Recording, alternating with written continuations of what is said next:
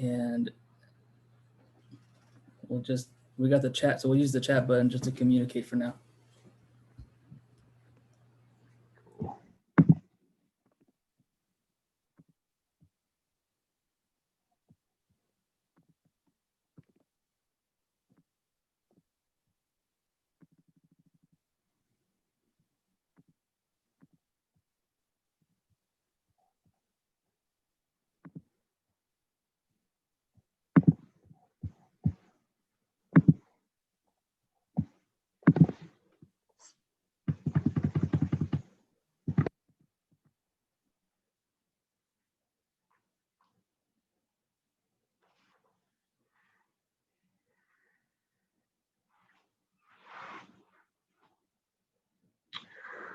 All right, so good evening, everybody. Welcome to YouTube Live. Welcome to Voices of California.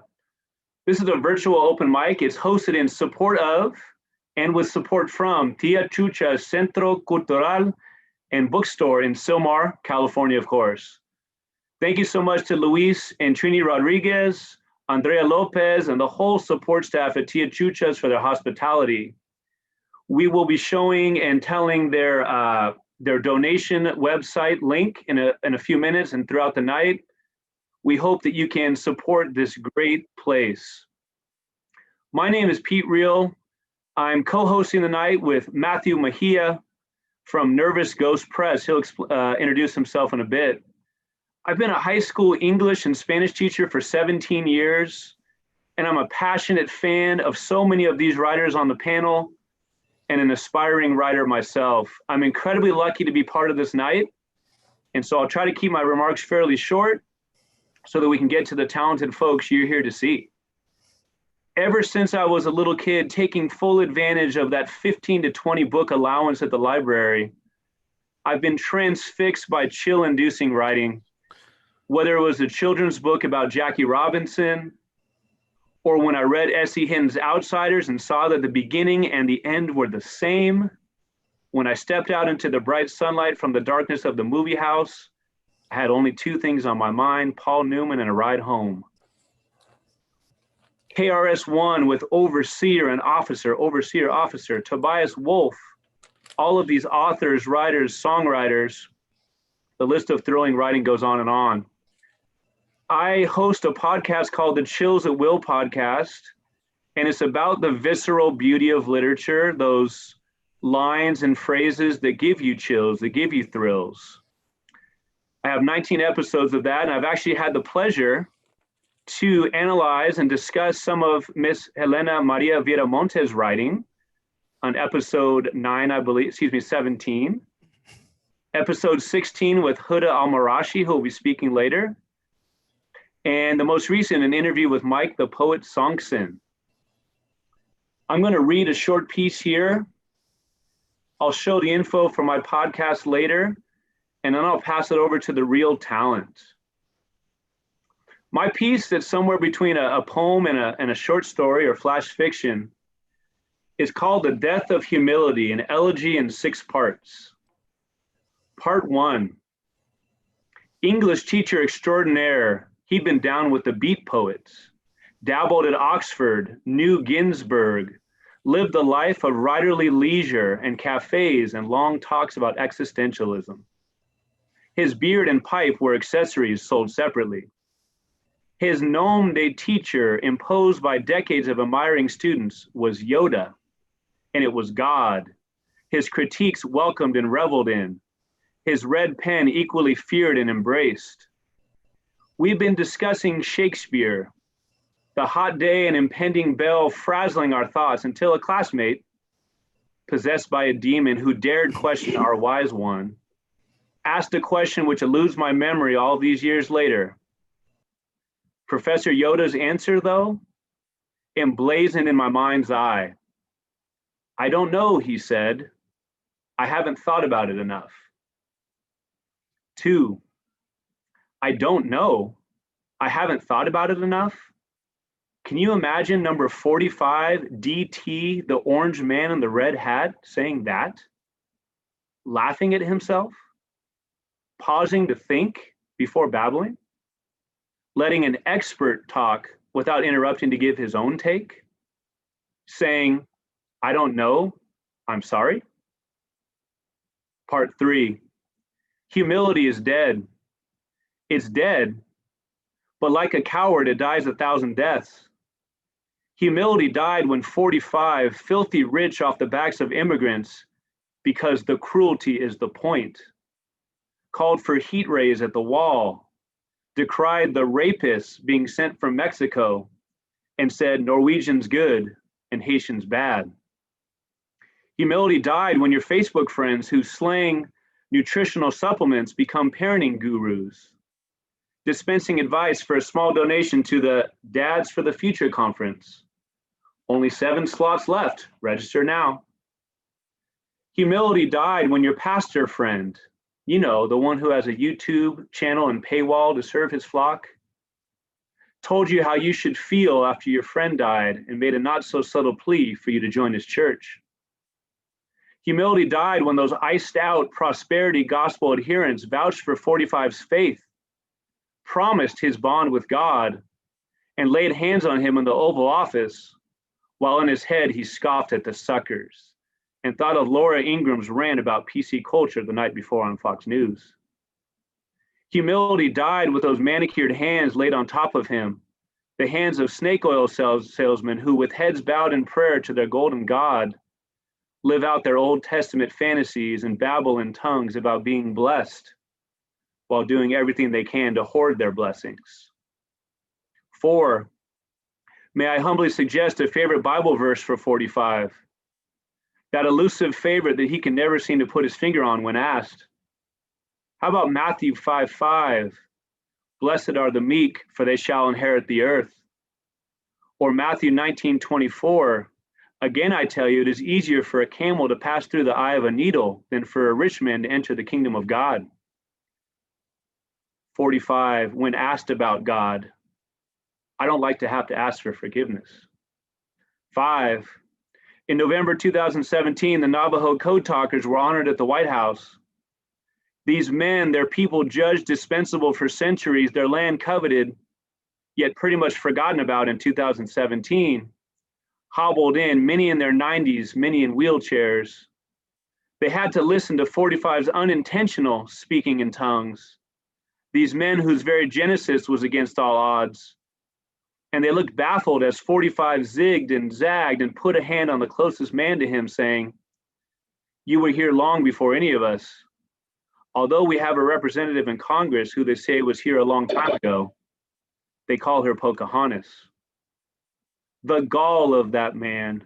These men who fought for a country who deemed them expendable cannon fodder bowed their heads or looked up at Trump, smiles frozen, and if ever there was a show of humility, it was in these gentlemen holding their tongues. I see now the image of Trump, the personification of patronizing, hand on the shoulder of Peter McDonald, president of the Navajo Code Talkers, and I see the perversity of a world where the humble are humbled and the shameless rewarded. 6, in a dream, I asked my teacher, my Professor Yoda, when did humility give his death knell? Is it dead? I don't know, he says. I haven't thought about it enough. Thank you so much, everybody, for the opportunity. I'm so excited to hear from you all. And I'm going to pass it on now to my co-host, the man, the myth, the legend, Matthew Mejia. Thank you, Pete. And thank you, everybody, for being here. It's very exciting. I'm excited, to be back on Zoom and on the internet and with all of these new friends and old friends and future friends and everything in between.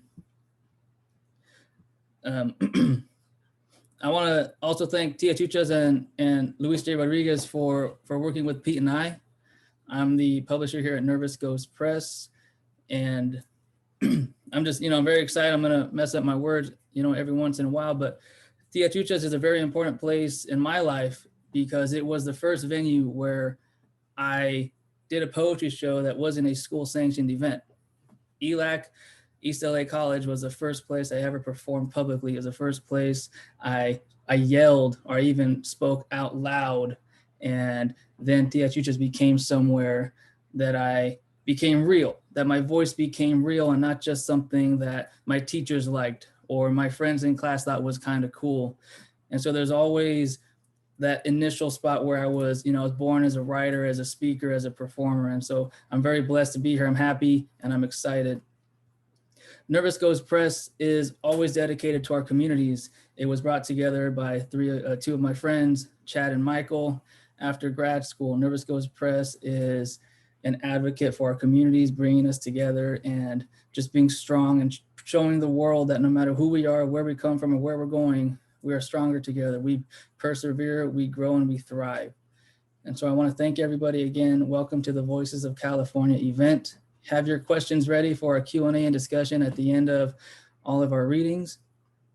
I have one piece to share with all of you, and then I'll kick it back to Pete to really get this party started.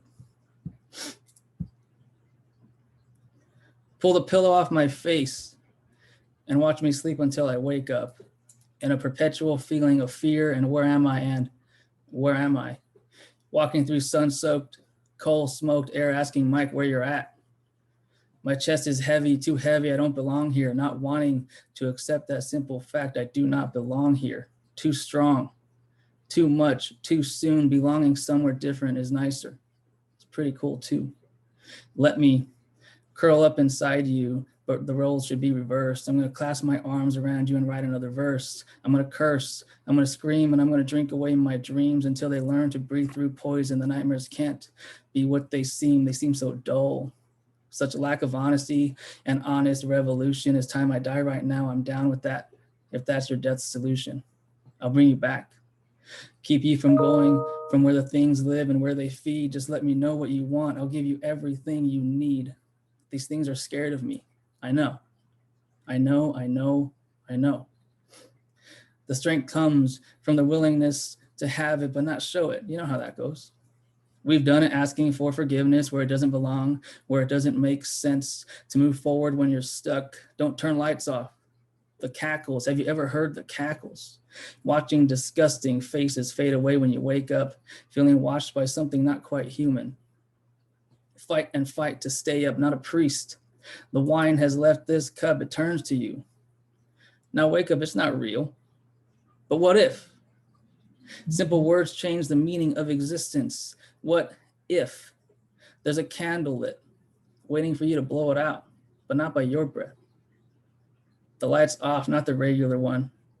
The grown-ass man's night light, that one. Keeping the monsters away. As you grew up, so did they. The closet's not big enough, they moved to the corners of the room, the bed. And soon enough inside of you, that's what they do. They find the weak ones without a constitutional decree or creed to stand up straight. They watch until they feed, but no, not me. I felt the coolness. Jesus said, it's okay. It's okay, Matthew, it's okay. I believe. If you could see and listen to the things I see, I don't believe. But what if without this, they believe? I don't believe in them, but God. What if they believe in me? And so again, I'd like to thank everybody for joining us, coming out, and I'm going to send it back to Pete here to get us rolling. Thanks so much, Matt. That last line was, as you would say, that last line was fire. I love the role reversals, the Jesus believing in me. The drink away dreams was one of the lines that stood out to me. And even though, it was rhyming, which I can never pull off, it wasn't forced. Sometimes I feel like the poetry that's rhyming is forced, is kind of jammed in there. Nailed it, man. Good job. Great job. Matt, if you could maybe have me share the screen, or I'll do that in a minute. Luis Rodriguez, our incredible host, writer, community activist, all of the above. Luis, I'm going to give the floor to you. And while you're talking, if you don't mind, we'll put up the donate link. And again, we'll do it throughout the night. But please, tell us about Tia Chucha's, the space. Read read whenever you like to, and the floor is yours. Thanks again so much for having us. Well, I want to thank you all and all the people that are here to read. This is powerful, what strong, important voices, the voices that we need to hear. Tia Chucha's has been that kind of place. It's been the place where people have not been seen or heard get not just the voice, they get the skills, talents, connections, and resources to be who they were meant to be. And to me, this is what it is. The arts for me is not a nice frivolous thing to do. It is what makes us a complete human being. And that's where we're going, towards everybody being complete that way and everybody become a complete artist. So Tia Chucha has been around for almost 20 years. And I have to say this, my wife ran it, my wife Trini ran it for 17 years, day in and day out, 40, 60-hour weeks. She made it happen. Yeah, if people say it was Luis's place, it's Luis's thing, you know what, it's really her and all her beautiful staff. She has trained a great staff. And about 2 years ago, we decided to turn everything over to these young people. So that's what we did. Me and Trini don't do day-by-day things anymore. We turned it over. They're amazing. There's about 8 staff now, full part-time.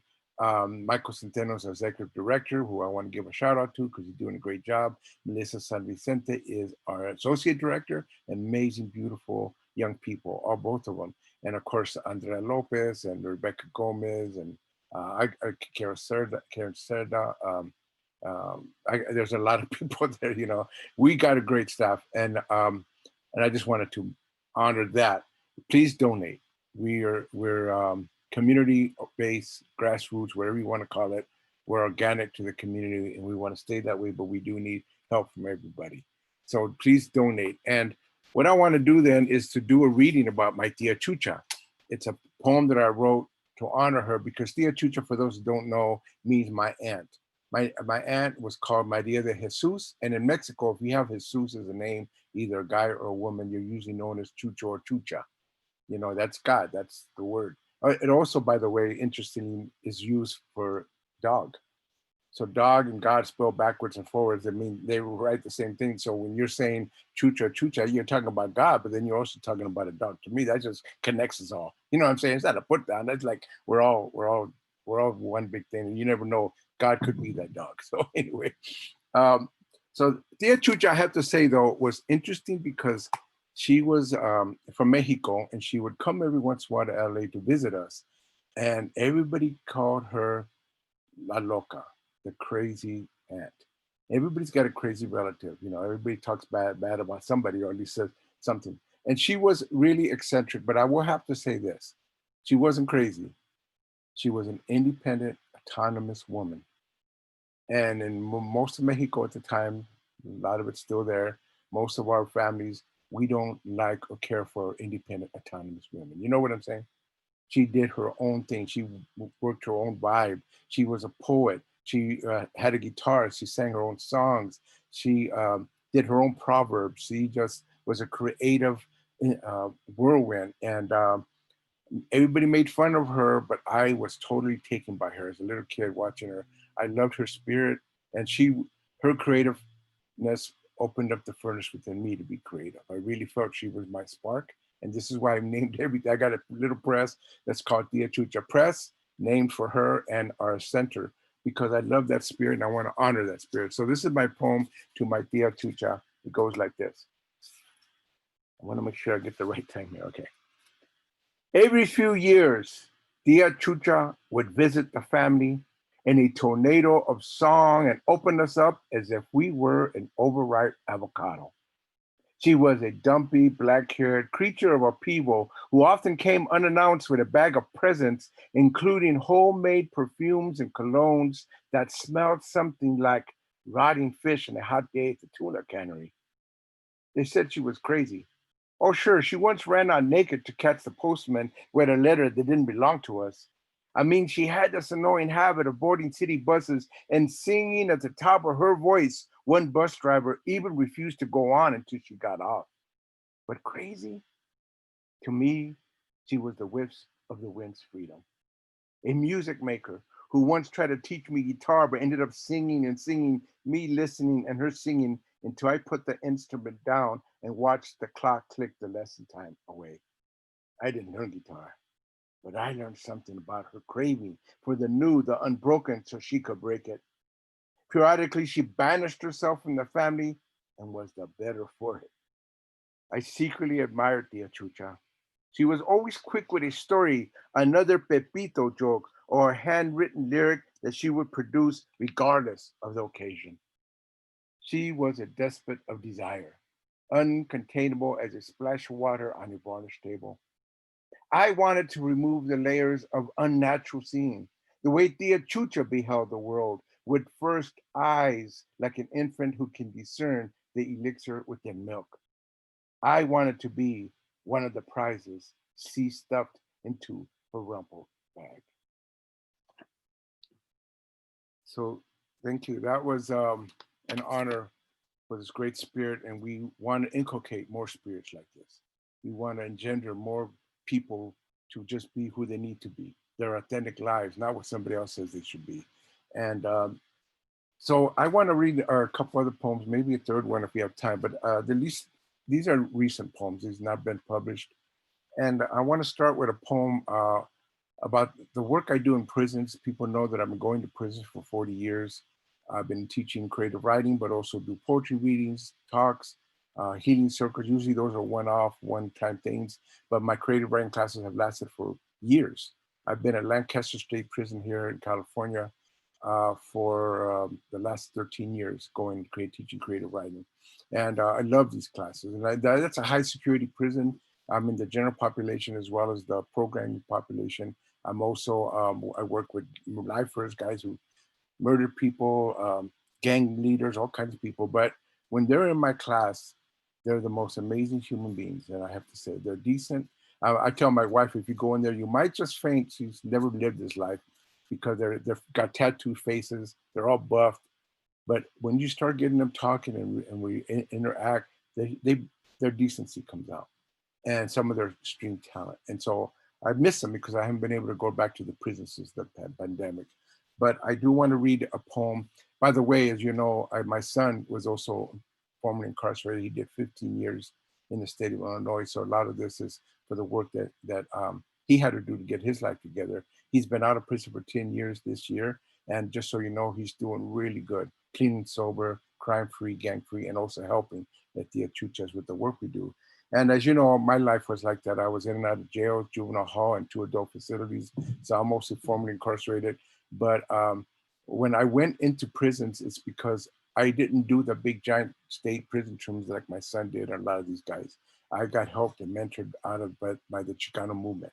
Rosalio Munoz, people like that, people who stepped up into my life. I was a heroin using, drug addict, gang member, violent, in and out of jails, but they gave me a vision for another world and a dream that I eventually grabbed onto and eventually became the dream to be this writer, this poet, this community activist. So I'm gonna read you this poem about these guys, and it's called Make a Poem Cry. It's also the name of a book that we just did, an anthology, which you can get at theachucha.org. Go to the /bookstore and you can find this book. Tia Chucha Press published it. It's writings from my guys from my class. Anyway, it comes from a line by Jimmy McMillan, an incarcerated poet. He's still incarcerated in the state prison system. And the line goes like, I can't see him coming from my eye, so I had to make this poem cry.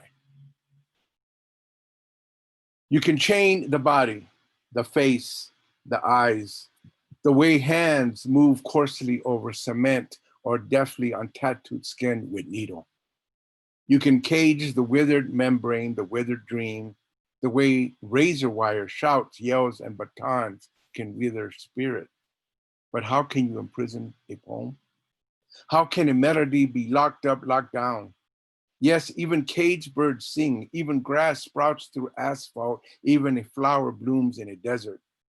And the gardens of trauma we call the incarcerated can also spring with the vitality of a deep thought, an emotion buried beneath the facades, deep as rage, deep as grief, the grief beneath all rages.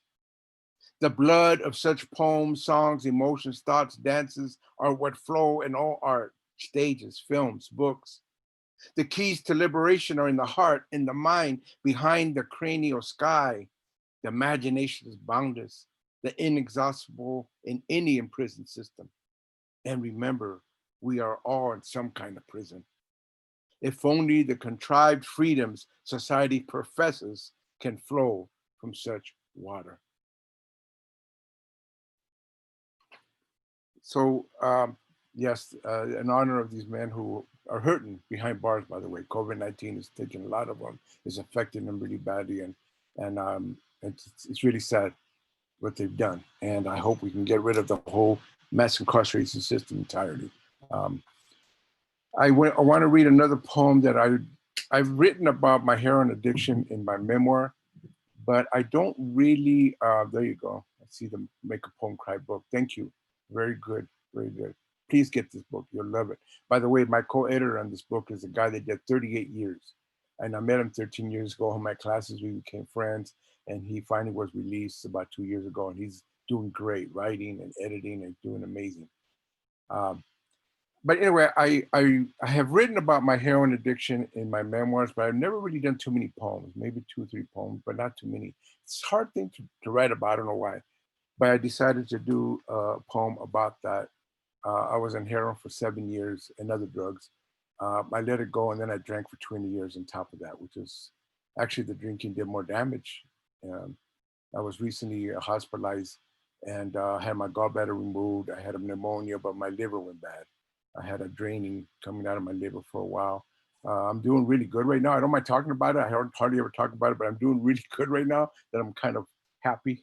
The doctor says I'm doing so well. My numbers are better. I lost 20 pounds. So I'm really doing good, but yeah, it's all related to everything that I went through. So I want to read this poem, and it's called The Peace of Death in Life. And it goes like this. Okay. Heroin's soundtrack, bitches brew. Trumpets like trains squealing around a bend. The way rainwater murmurs along a concrete river. Skulls whispering you to sleep. Pain awash and glows from the tip of the toes, through legs, streaming through the pit of a stomach, coloring the whole body in hazy blue wash. Miles knew the chords to blow. I chipped to soften the edge when things got bad. When it did, I didn't want to be around anymore. Stashed among my own edit and score, loitering inside my own high and my own morose pose. Yet Micaela and homie Sharky often joined, even a Heino or two, and strangers as raindrops fell. I recall the headstones of Evergreen Cemetery, where I leaned back to nod and scribble in torn pieces of papers, poems tracked with collapsed veins. I recall my small garage room with no running water or heat, and feeling the peace of death cover me as a white sheet in my collapse. The shadows felt so compelling. Even when I stopped breathing and homeboys forced me up, ice in pits and groin, milk injected to unsing the song. To quit, I had to accept never-ending ache. Numbness only meant demise. Now constant pain is constant reminder, a holy surrender. Life is pain, pain is life.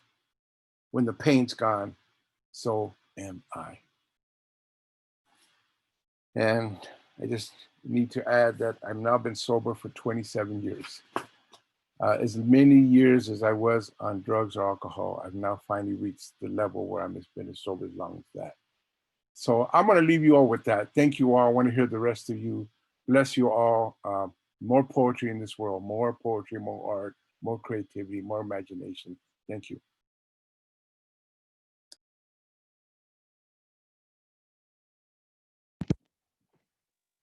Luis, thank you so much. I secretly did a scream, or silently did a scream, when you decided to do the Tia Chucha poem. I've always been a huge fan of that one. My experience with Luis is I taught in San Pedro for 8 years, and he was generous enough to allow us to come to Tia Chucha's for a field trip. We did it maybe twice a year for maybe 4 years. We'd hit up 826 LA in Venice, and then we come up to Silmar. There's a great pupuseria there. I don't know if it's still there, that we love hitting up. And Luis is the most humble and generous. And the Tia Chucha poem just got me every time. I probably heard it 8 times, and it was just as good every time. One of the coolest things I've ever seen in all my 17 years of teaching was I had a student, quiet student, great student. She's very quietly over in the bookstore area of Tia Chucha's, and I'm trying to make conversation. Oh, hey, hey, what are you doing? What are you up to? She's reading the Zapotec to English, Zapotec to Spanish dictionary. And she very quietly says, I've never seen this before. Her parents are from Oaxaca. And she says, I've never seen this set of translation before. And that's the kind of space that Tia Chucha's is, that provides all kinds of books and resources that people might never ever see. So that was a really cool situation. It was all brought to us by Luis. Thanks for reading, Luis. Like I said, we'll be showing the donation link a few times throughout. Please do donate to Tia Chucha's. They have some incredible programs. Next up is the man who literally goes by the term the poet, because he's a poet and he's a writer. He's a great man. He's got a lot to say. And we're going to cue up the screen to give him a nice background as he presents. Luis himself, on the blurb of Mike's book, which I believe was the Letters to My City, I'm paraphrasing here, Luis said something to the effect of, what others forget, Mike the poet remembers. What a great review of the book. What a great way to describe. Mike Songson, who's a 3rd-generation Los Angeles native. He's a poet, professor, journalist, historian, and tour guide. His latest book is Letters to My City, which I just mentioned. It was published by Writ Large Press. His poetry has been featured on public radio stations, KCRW, KPCC, KPFK, and TV programs like Spectrum News. Mike the poet has taught high school for 5 years and now teaches at Woodbury University. Mike, a pleasure to have you. The floor is yours, and let me know if this is the right screen. Thank you for having me, Peter. Thank you, Matthew. Luis, it's so great to see you. And this is exactly it, Peter. Tia Chucha's has been very close to my heart for many years now, dating back to about 2002. And over the years, I've taken many of my students there as well. And just the influence of Tia Chucha's is really immeasurable. But I'm going to read a little bit of prose tonight, something I don't often do.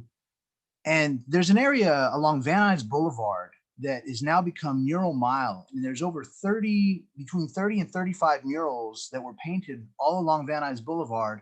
And many of them were painted by a young woman artist who started at Tia Chucha's. Her name is Christy Sandoval. And Christy Sandoval is pretty amazing. She walked up and down Van Nuys Boulevard and talked to all the business owners, and she convinced them to let her paint murals. This is a mural here titled Decolonize. And so Christy Sandoval has single-handedly transformed this stretch of Van Nuys Boulevard, along with Manny Velasquez, Levi Ponce, a number of other artists. But it really started from the will and the spirit of this very up-and-coming young woman. Now, Christy Sandoval recently did a mural for the LA Rams, and she's traveling around the country. But in the last, about 2009, 2010, she really started painting all along Van Nuys Boulevard. And in the course of several years, she just painted a bunch of murals. And so I'm going to read a little short piece I wrote about Mural Mile for LA Taco about a year and a half ago. And so I'm going to read just a little piece of this essay because Trini and Luis were the mentors of Christy Sandoval. So here's a little piece of this essay. Trini Rodriguez from Tia Chucha's recently told me, "It is so encouraging to see the cultural boldness of Northeast San Fernando Valley's young artists beautifying the streets of Pacoima with their dreams and images. They follow in the heels of veteran Valley muralists like Manny Velasquez, who continues a relentless schedule bringing art to public spaces. Trini and Luis have been instrumental in inspiring these artists. I met Christy Sandoval at Tia Chucha's in 2006 when she was first beginning to paint murals. Trini tells me, "It is particularly amazing to witness the work of Christy Sandoval emblazoned on walls once white. which now display the unapologetic spirit of feminine creative energy, asserting life and stirring the imaginations of local residents and visitors alike, who take in the vibrancy of Pacoima's ever-emerging mural mile. The all-woman art crew, the Hood Sisters, was born of this craving to create awareness through public art. Trini and Luis feel tremendous satisfaction in seeing the success of Christy Sandoval and the artists working alongside her. It is a testament to the wisdom of investing in the inherent creative walls and wells of our community, young and old, to seed individual and collective wellness. May the artists and all of us continue to flourish. Christy Sandoval returns the love and still works closely with Tia Chuchas. I continue to learn about my roots and culture through Tia Chuchas, she says. It's a place I can always go when I have questions about who I am and how to discover it by looking toward generational healing and growth. And that's that excerpt of that essay. If you ever get a chance, if you ever go out to Pacoima, if you ever go out along Van Nuys Boulevard, there's just an incredible outdoor art gallery of, like, as I said, 30, 35, 36 murals. And Christy Sandoval, I think, painted a good 13 or 14 of them, something to that effect. And they've single-handedly transformed Van Nuys Boulevard, and it was from within. And they've been rebuilding the neighborhood, and it's not a Starbucks rebuild, it's it's direct agency, it's those that live within the community. And really a lot of the spirit of what's happening there was also with a group of mothers called Pacoima Beautiful that are an environmental group, and they were protesting a lot of the toxic air in the San Fernando Valley. But between Pacoima Beautiful and Tia Chuchas, they've really helped transform that neighborhood. So if you ever get a chance, check out Van Nuys Boulevard. And now I'm going to read one more poem. I'm going to read a poem. It's my ode to LA women writers. I have a cycle of poems about the literary history of LA. And this is my poem, the Ode to LA Women Writers. Let it be known that this place is LA. Here the women attain supreme enlightenment. Here the women turn the Dharma wheel. Here the women make the city heal. For over a century, LA women writers have made the city lighter. Our pacifist freedom fighters evoke awakening, patience, generosity, mercy, and compassion like only a woman can. Forget the natural disasters. LA women writers are the masters of this ecology, the authorities of civic psychology, forecasting the future of LA reality. Though a fantasy Spanish heritage was concocted by Helen Hunt Jackson's Ramona, oppositional intellectual women writers set the LA story right, one narrative at a time. Leimert Park to Boyle Heights, a little Tokyo cafe on Tuesday night, Tracy Kato Kiriyama, Marjorie Light, TK Lee, Naomi Hirahara, Irene Soriano, Amy Umatsu, Karen Te Yamashita, Karen Ishizaka, publishing in Skidra. LA women writers at Avenue 50 and the Women's Center of Creative Work exchange culture at the Kaleidoscope Collective, propose manuscripts at Women Who Submit, sharpen their focus with Aluna Locas, fight gentrification with Ovarian Psychos. Pioneers of community-based public history redefine the city's space with the power of place. Map unsolved mysteries at the Studio of Southern California History. LA women writers sleep with the dictionary like Harriet Mullen. LA women writers write themselves into the story like Octavia Butler, The Parable of the Sower. Restructuring architecture of the void like Esther McCoy. Travel from Hollywood to Watts with Wanda Coleman.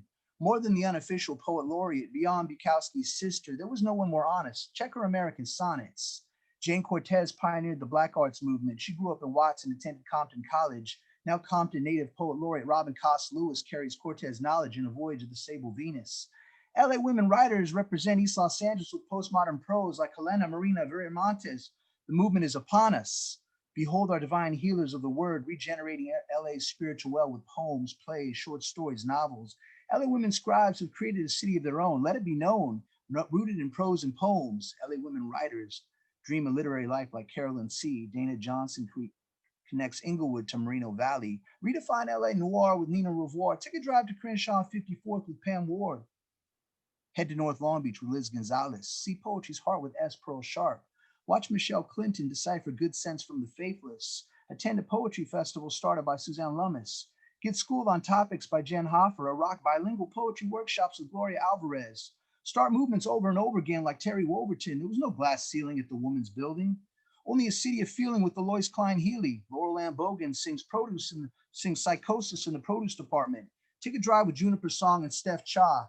Let it be known that this place is LA, where Michelle Serros inspired a generation of Chicanas. Reunite with the elders with Ophelia Esparza. Ride the rails with Maricela Norte. Roll with Linnell George from Evergreen to Culver City. Hike all the way up with Teresa Maychuk. Get your roots and wings with Jesse Bliss.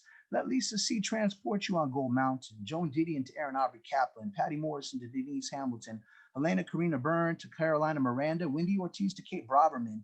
Central Avenue Neon with Natasha Dion. Conscious Chain Reactions with Ashaki Jackson. Explore the Cosmos with Rocio Carlos. Visit Southeast LA County with Vicky Vertiz. Manifest Magic Unplanned with Iris Deanda. Keep the Word Soaring with Gina Loring. Let it be known that this place is LA with women writers in every genre. Jamie Fitzgerald, Miriam Gerba, Phoebe Ozuna, Desiree Zamorano, Zoe Ruiz, Tika Lark, Janice Lee, Gail Ronsky, Ellen Mabey, Nicole Davis, Rebecca Gonzalez, Kat McGill, Tamara Blue, Nikki Black, Amelia Frank, Cheryl Klein, Amina Kane, Susan Strait, Melissa Chadburn, Susan Hayden, Alexis Rowan Fancher, Sarah Borjas, Marsha De La O. Do you know Sandra Singh Lowe? Louis Resto, Amy Gersler, Amy Bender, Rachel Resnick, V. Cali, Amani Tolliver, Sochi, Alyssa Bermiejo, Linda Albertano, Holly Prado, Ixtamaya Murray, Naomi Quinones, Nicole Macias, Claudia Rodriguez, Andrew Gutierrez, Carol Muskie Dukes, Judith Freeman, Lynn Thompson, Nikki Shilkraut, Iamato, Cynthia Guardado, Janet Fitch, Kim Cooper, Olga Garcia, Jessica Savalos, Gia Scott Heron, Rachel Kahn, Eve Babbitts, and Shonda Buchanan. Behold younger voices like Monique Mitchell, Amanda Gorman, Rosalinda Flores, Camille Hakome, Mila Kuda, Blazer Parker, Stephanie Escobar. LA women writers are only getting started. I see her hair is burning. The hills are filled with fire.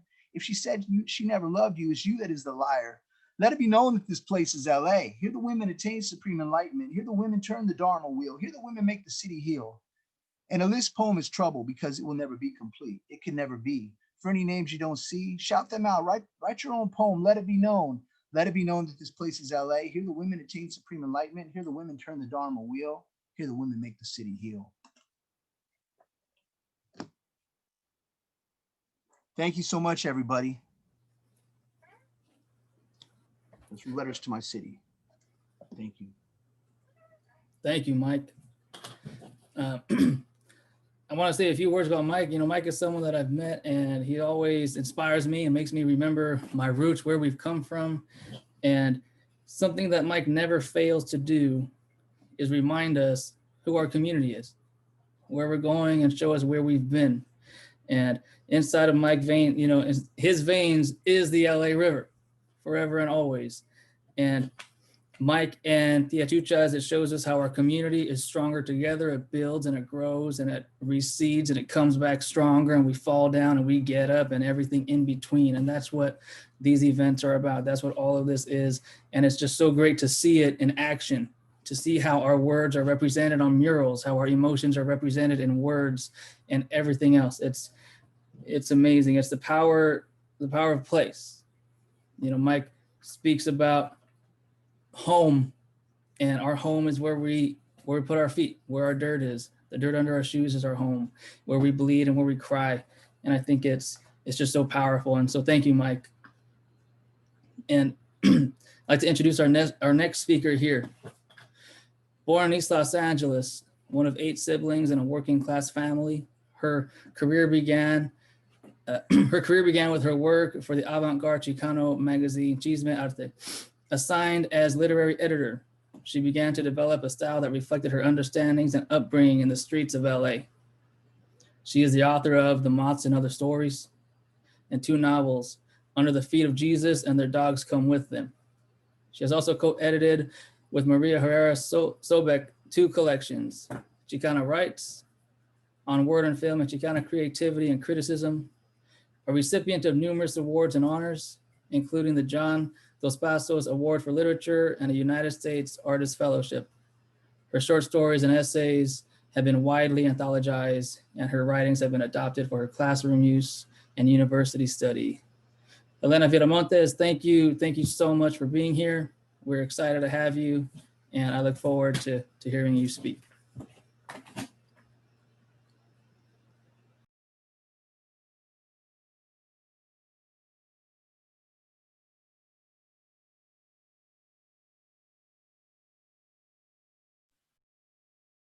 You're muted, Elena.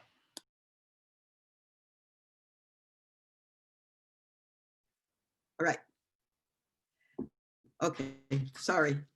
I'm thinking about space because I'm thinking about the Chuchas and how important to have a space in order to feel like you can be, you can just be.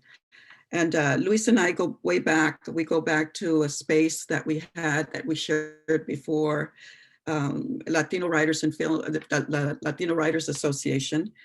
And every Thursday we met from 7 to 9, and just anybody was welcomed. And sometimes we had 5 people, sometimes we had 2, sometimes we had 12.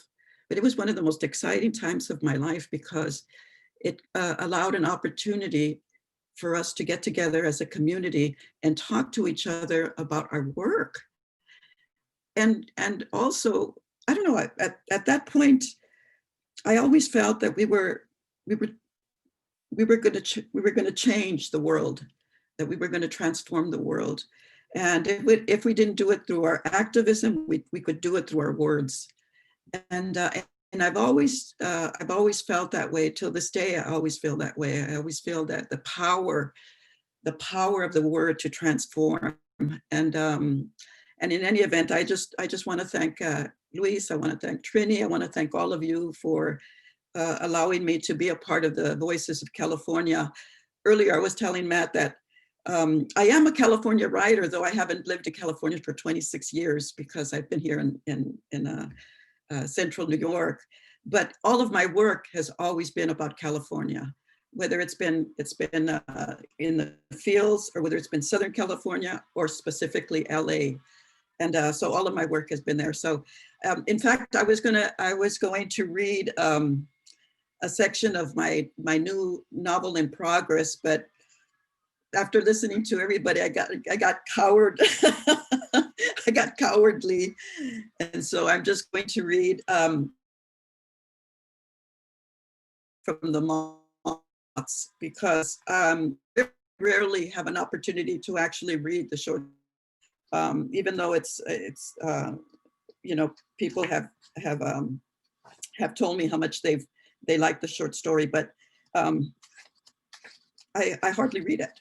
I hardly read it. So anyway, I'm just going to read a few paragraphs of it. And once again, I apologize that I'm going to be signing off shortly after my reading, only because it's New York time and it's already 10 o'clock.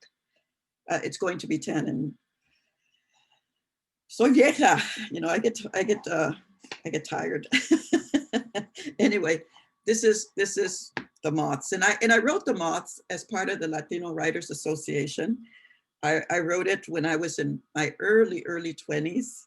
Ay, Luis, so many years ago, huh? So many years ago, but we're still doing it. We're still in la lucha, you know?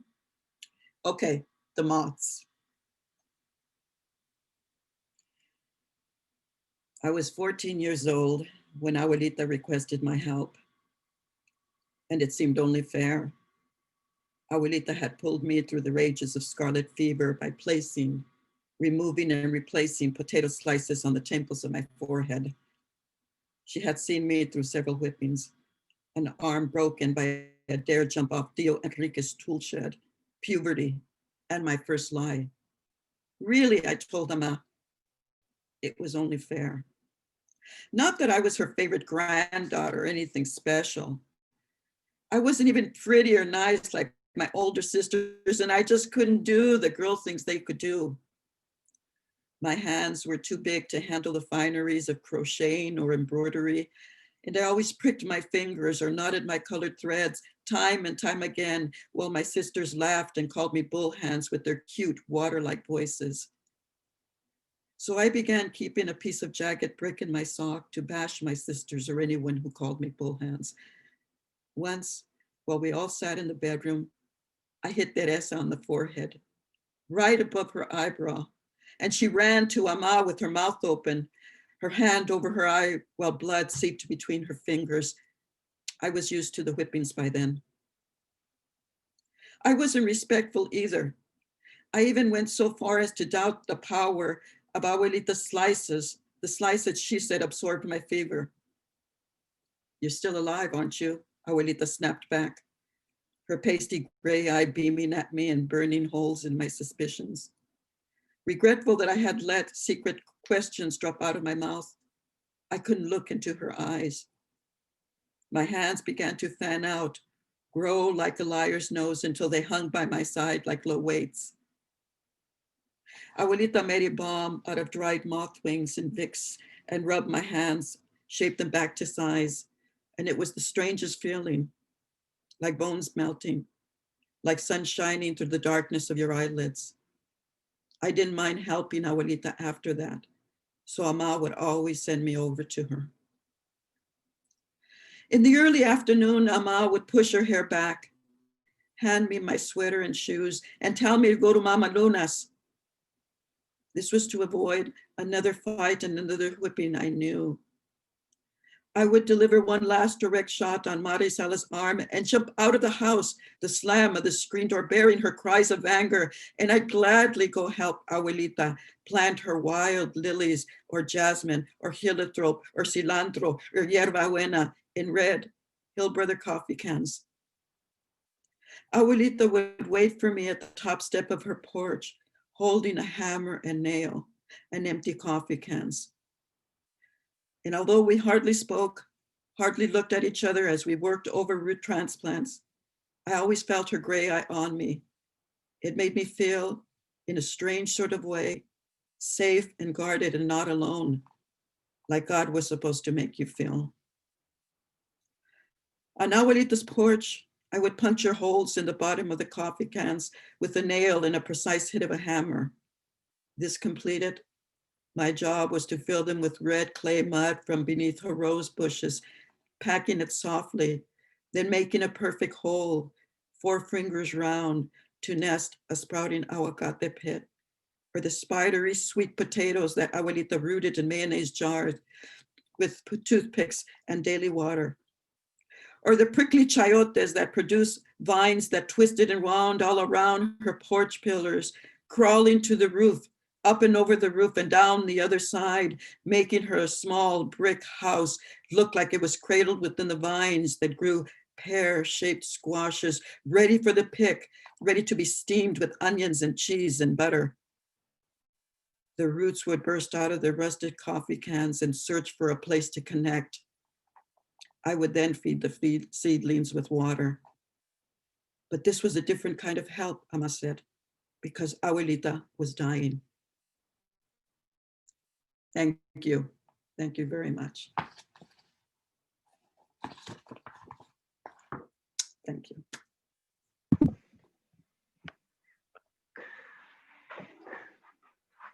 Thank you so much. I think we're all kind of sitting here frozen that we got to hear the iconic The Moth from your own lips. Unbelievable. And also the fact that you wrote it when you were in your 20s, I think makes us all really, really jealous. Really jealous. Thank you so much. Real quickly, Please. Peter, if you don't mind. Please. We were created this group because we couldn't be heard by anybody.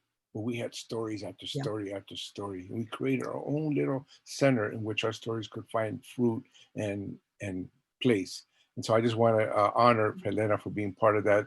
I was in my late 20s, I think, at the time, but we all grew up to become the writers we are because of our collectivity and helping each other become the best we could be as writing. Thank you. Thank you, Helena. Exactly. Exactly, Luis. Thank you. Thank you. What an honor and a pleasure. I had the chance on the podcast to analyze that beautiful story. The Moth was episode 17. And we, again, thank you so much for being here, and we wish you continued great luck. Can you tell us a little bit? I believe at least one of your books is being made into a play or a one act. Well, yes. Their dogs came with them. Virginia Gris adapted it into a play, and it was first performed by the Prairieville Correctional Women's Facility in Phoenix, Arizona, and that was an incredible performance because there was the group of women there developed the script themselves, and then they performed it in front of.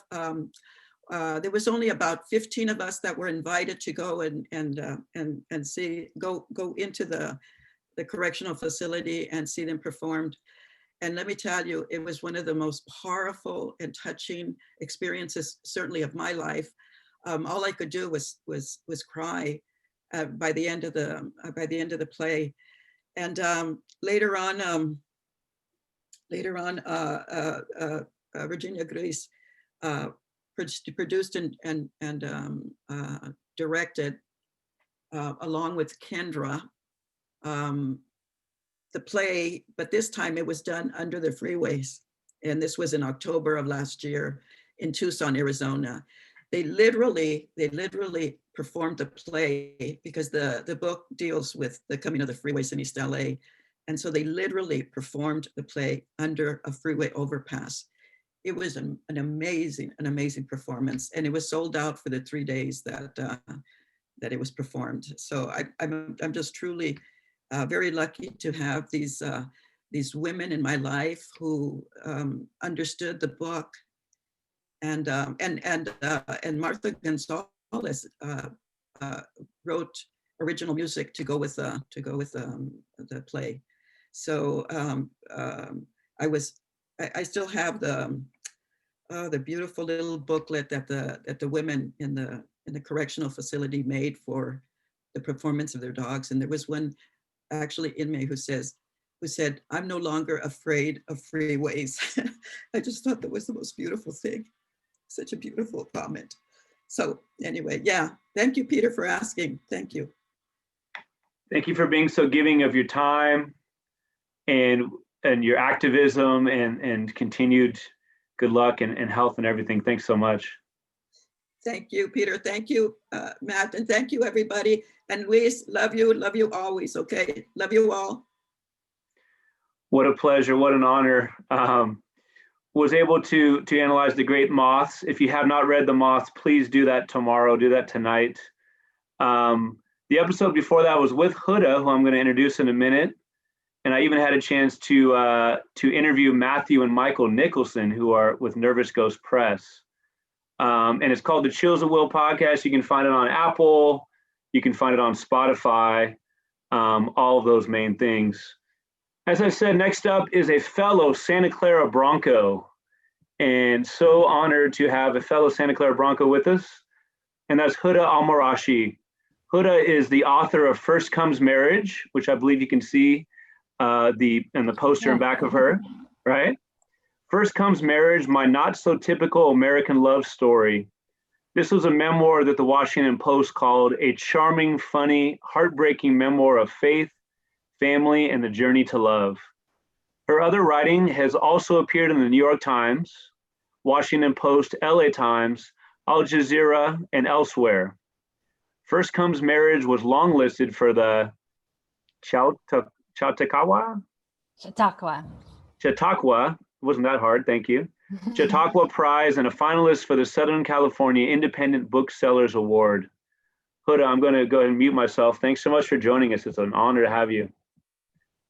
Thank you so much for having me. For the last 2 years, I've just been reading from the book everywhere I go, but I thought I'd take this opportunity to read an older piece that I published in 2016 with the offing, but it's the kind of stories that I think would have found a welcome home at a place like Tia Chucha's. And so this is called An Index of Small Stings, and it's a catalog of the kind of microaggressions I wish I could say that I experienced right after 9/11, but unfortunately some of these were actually quite contemporary.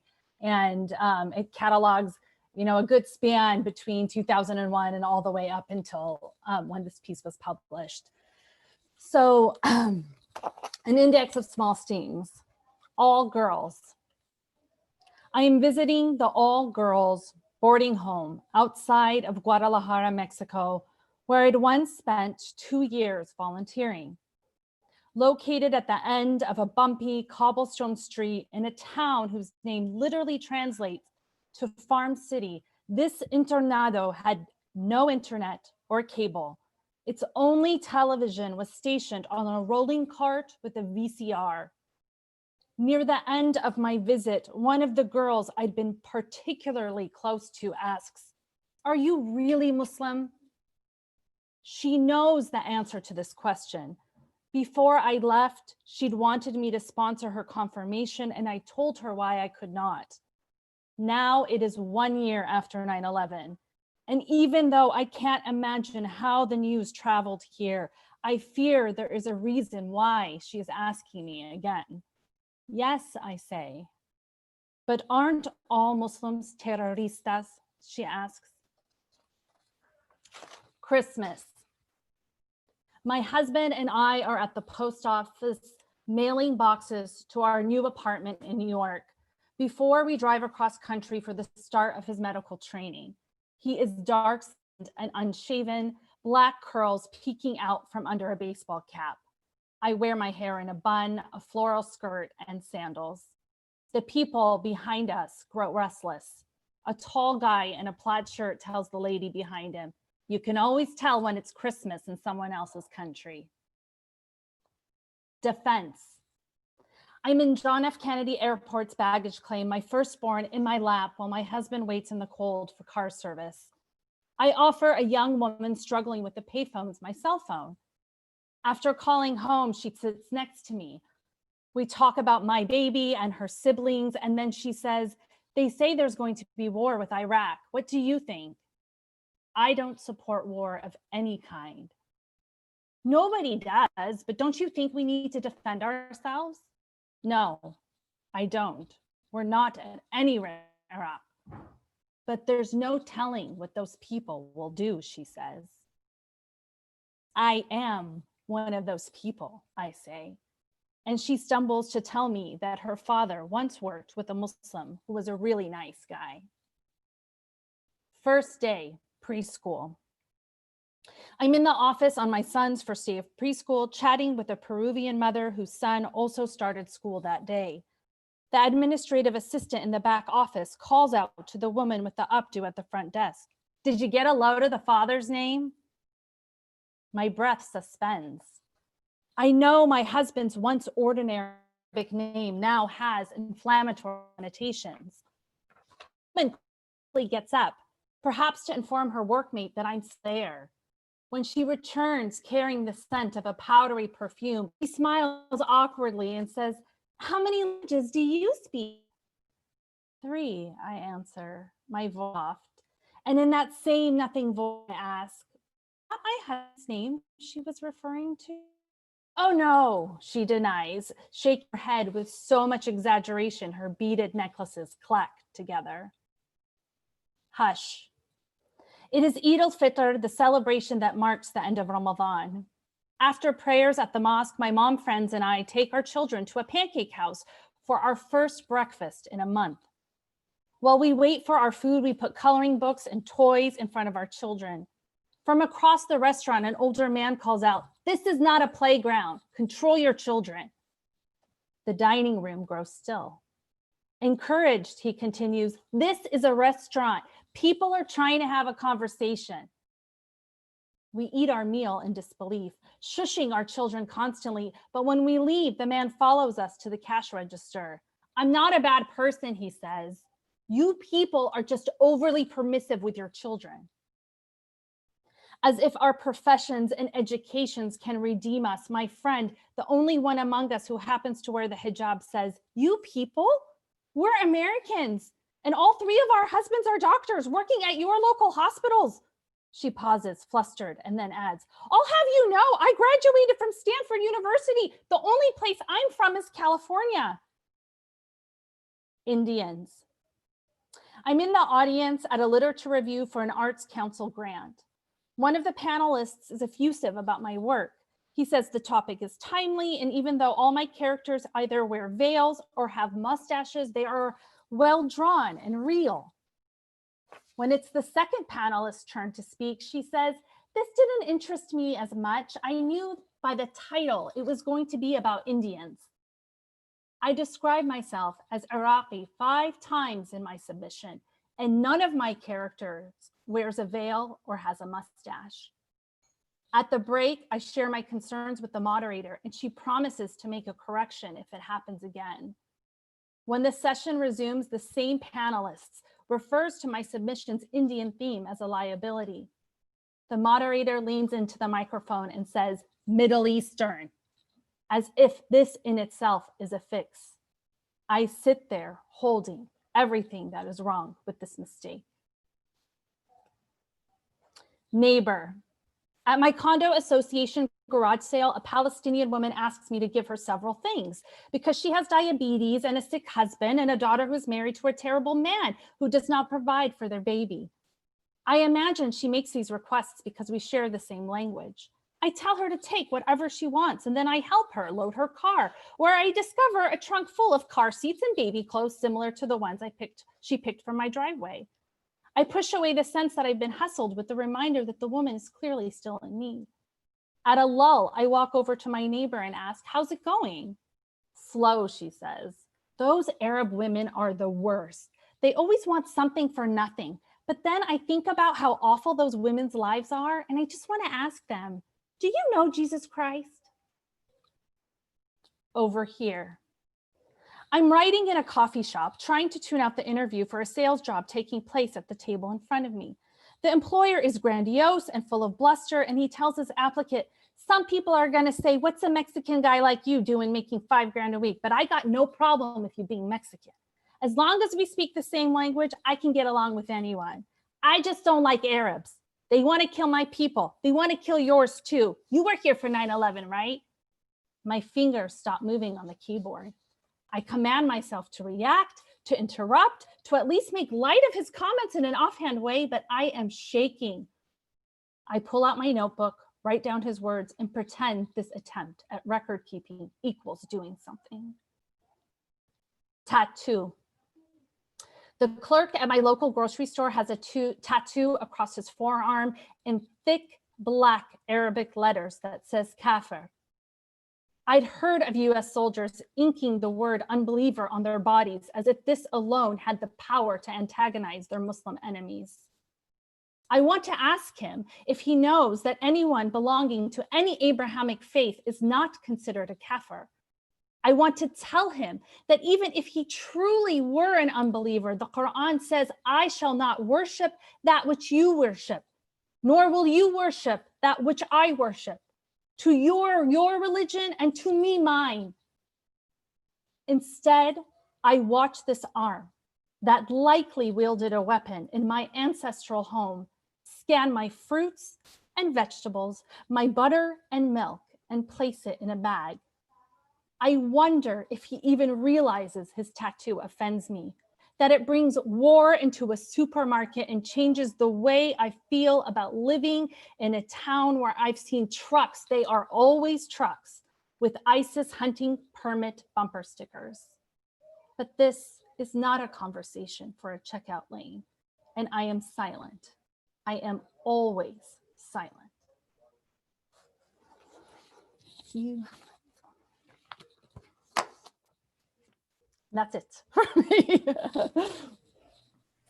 Thank you. Thank you. Thank you so much for joining us. Pete and I, we're so happy to have everybody again. I'm going to say that every single time because that's how I feel. And you know what your piece reminds me of or shows me or illustrates is just the power of our words. How much power we can take when we can take something that is so hateful or so ignorant even and tragic and traumatic, and we can turn it into something so beautiful. I think this is where it's our job and it's our duty as writers, as painters, as singers, and every other art in between to really take these things that beat us down and use them to pick up each other. And so that is why I'll always say it of our communities, and that we're here together and we're stronger and we're going to show everybody we ain't going nowhere. Yes. You know, and we're not. And so thank you again so much. Thank you, Matthew. And so I'll introduce our next speaker here is Magali Sanchez Hall, is the president of the Chicano Democratic Party and a member of the Communities for a Better Environment in California. Her public policy master's degree allows her to further analyze important factors when working in projects, research, or work in general.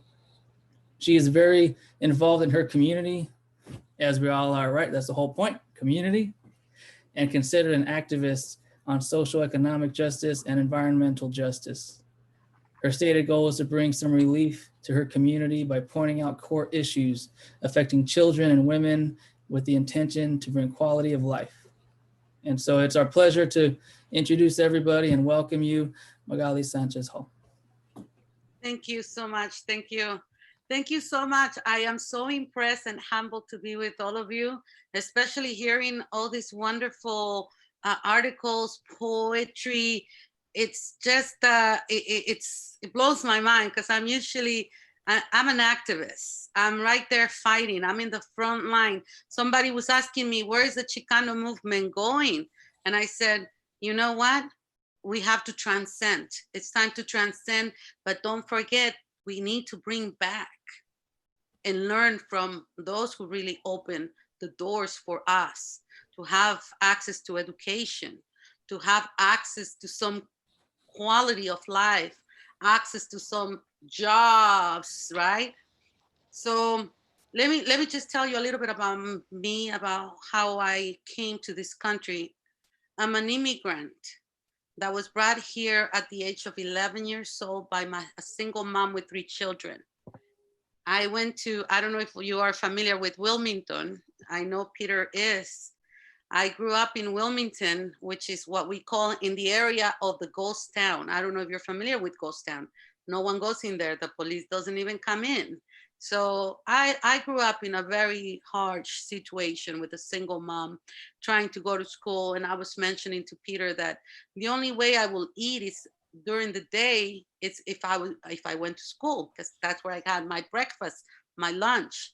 Otherwise, I will not eat because my mom only could provide daily. And she will cook only when she will come from home at 7 p.m. Then I will eat at 8, do my cleaning and go to sleep and wake up the next morning and make sure that I was in school to be able to eat. I started to work at the age of 13 and to help my mom financially.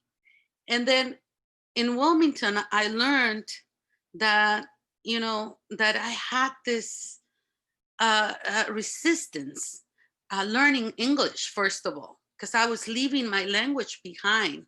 And then my whole identity suddenly was ripped apart as an immigrant coming into this land, right? So I grew up undocumented for 25 years. I'm a survivor of domestic violence, and I was able to get my permanent residence through VAWA, Violence Against Women's Act.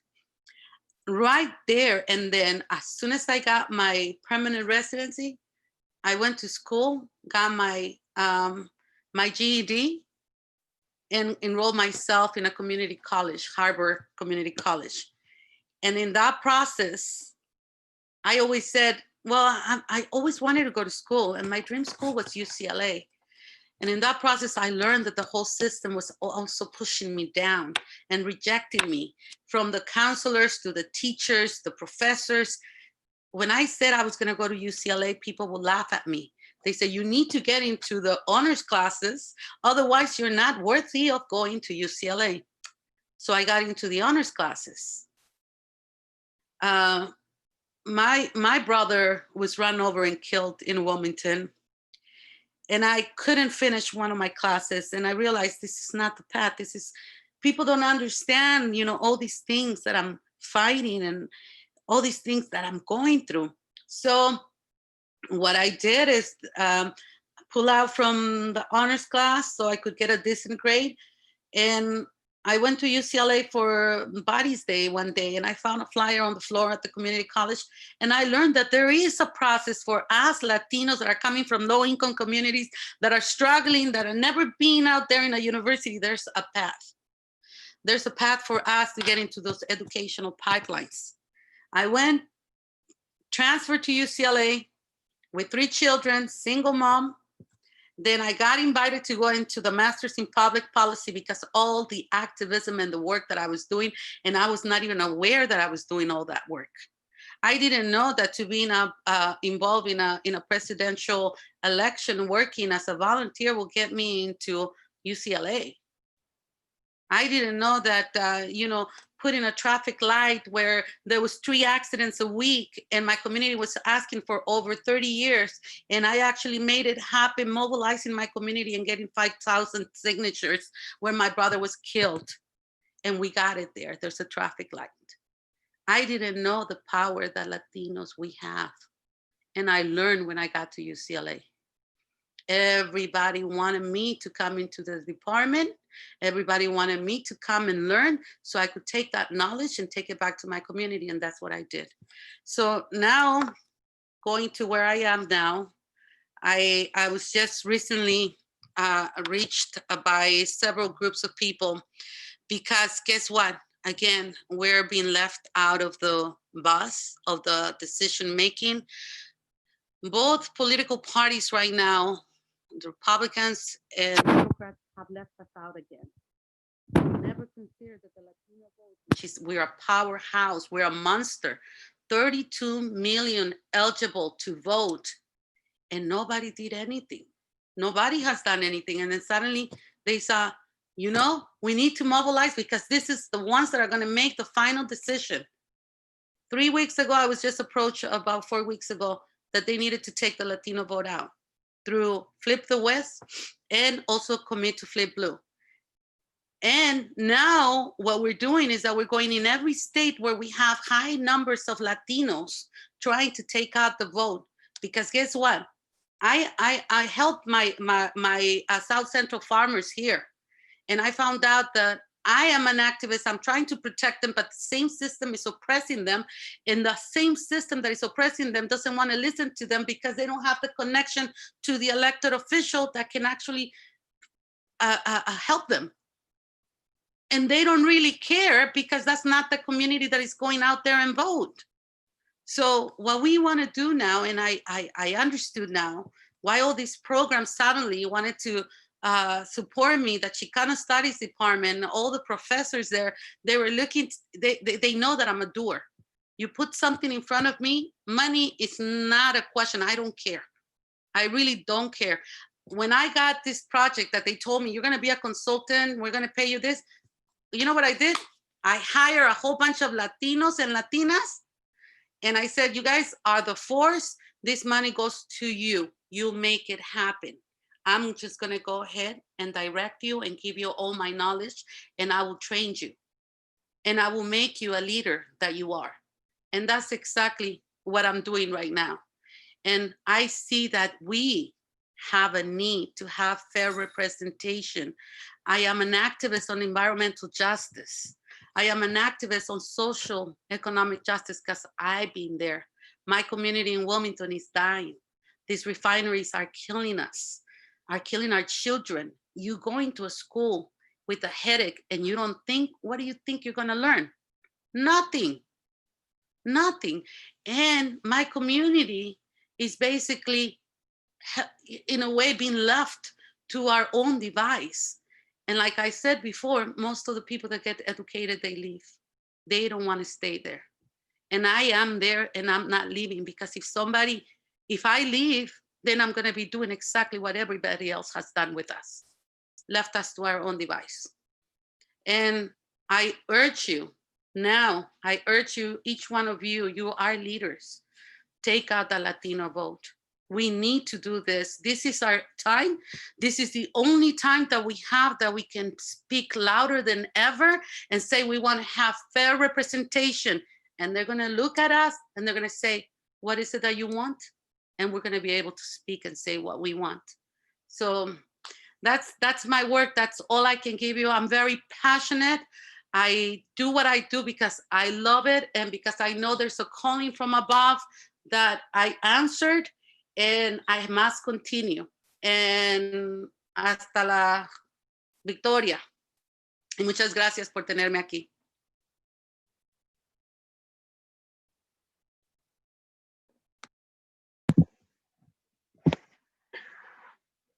Magali, thank you so much. I know that your name is a huge name in the South Bay, whatever you want to call the area of San Pedro, Wilmington, UCLA, the whole area. Is that you do so much good work, and it's just incredible to see your passion and your activism. I think we'll talk about it later, but you know, the first question I'm going to ask you when we do the question and answer is about, you know, the idea of art being political, and you know, a lot of people think that those two cannot be divorced from each other. And we have so many incredible activists here, including yourself, and what a pleasure. Thank you for your voice, and humbled to have you here. No, thank you for inviting me. And one of the things is that I also started, I didn't want to hear about politics because I am an evangelical person. I'm a Lutheran. So I wanted to be more focused on the calling from God and all the social justice work as the Lutheran that we practice is that, you know, I'm not in the church inside. I'm outside. I'm the one of those that would receive the calling that I need to be outside and try to get everything that I can so I can help my people. And when I say my people, is I'm talking about everyone that is basically without a voice, that is mostly undocumented immigrants. Those are the ones that I'm really, because I live that life and I feel for my people that are immigrants, undocumented, that are working right now as essential workers and still not being considered to give a stimulus by this guy, you know, with the orange hair. You know, it's very painful for me, everything that is going on with my community. I see them, how hard they work. I see how we are sort of like a new slavery, you know, type of slavery for this country. We're feeding this country. The farmers are feeding this country and they're still being left out of the stimulus check. A lot of them, which are indigenous communities from Michoacan, Purepecha, which I meet with them and I'm supporting them and I do a lot of work with them. When somebody dies in the fields, they call me because I have to do the translation from the Purepecha to the Spanish to the English, and be able to get them what is right, what is right, what is right. I mean, you know, they just forget that these are immigrants. They treat them like that they're disposable. Even the Mexican consulate, the Mexican government is not doing enough to protect our people while they're working here in the fields, trying to feed us, you know, and just doing the whole process of having to talk to the indigenous community leaders, having to talk to the family in Mexico, having to talk to the government here, and having to talk to the government from Mexico, the Mexican consulados, and having to talk to the owner of the farms to make sure that they are responsible for whatever they do, because a lot of the times they don't even give them 1 cent to send them back home.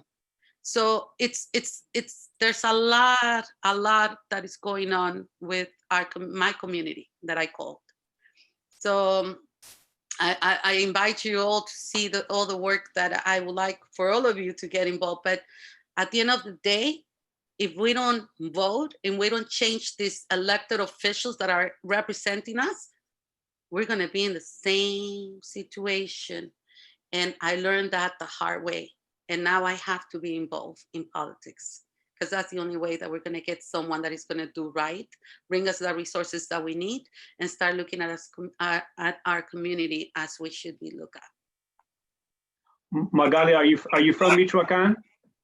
I'm not from Michoacan. I lived in Michoacan, but I'm very close friends with the indigenous community leader from Michoacan. Her name is Juanita Zamora, which I would love for you for one day to meet. Thank you again so much. For sure. Speaking of activism, our next speaker is Carla Brundage, and Carla is a dynamo. She's a Bay Area-based poet, activist, and educator with a passion for social justice. Born in Berkeley, California in the summer of love, to a Black mother and white father, she spent most of her childhood in Hawaii, where she developed a deep love of nature. She is the founder of West Oakland to West Africa Poetry Exchange, which is abbreviated WO, the number 2 WA, which has facilitated cross-cultural exchange between Oakland and West African poets. Her musical loves include Hawaiian, West African, and hip-hop sounds. Her work can be found at kind of a long website. I'll show it on the screen, but one would be her name, carlabrundage.com, and West Oakland to westafrica.com. Not too hard to remember. West Oakland to westafrica.com. Carla, I'm going to go ahead and mute myself. Thanks so much for being here. Thanks, Peter. And thank you, everyone, for all the beautiful, inspiring work that's come to my ears this evening. I feel so honored. I want to acknowledge the difficult times we're all going through, like individually and collectively. And also that I stand on Ohlone land, which is also Oakland, and was at one time Mexico, which I love to tell my students. So many things have been swirling around my head. I've been a long time admirer of Luis Rodriguez, and not only as a writer, but as an activist. And while I didn't know that much about Tia Chuchas, I definitely like looked it up, researched it. And I was so amazed by all the work coming out of this cultural center. And most especially, I got all sucked into this trauma to transformation project. So I'm gonna actually, that theme, like that's where I really dug in, kind of thinking about this reading. And my mind was swirling, thinking about LA and Oakland and race relations and our various communities and all the stakeholders. And now we have this new word, BIPOC, what that means to be Black, Indigenous, person of color. And like, if I'm Black and Indigenous and a people of color, and then there's like Latinx and Hispanic and not Hispanic and all these things that they like are always putting on us, and how we basically need to be together in this time. And so that's why I'm so like grateful for like what I just heard, because we're all kind of swimming upstream here and we need each other. So anyway, my father died last week, my white father, and he was a white ally, but he also struggled with all the baggage he brought to the world. And so the poems I read tonight are going to be kind of like a response to the theme of trauma to transformation, as well as just kind of circling around the relationship I had with my father. So yeah, thank you. So this one, this first poem was written a long time ago. It's called Wannabe White Girl. I was a white girl once who dreamed of riding a Harley Davidson and drinking vodka straight while leaning over a pool table, tattoo on my ankle that said property of.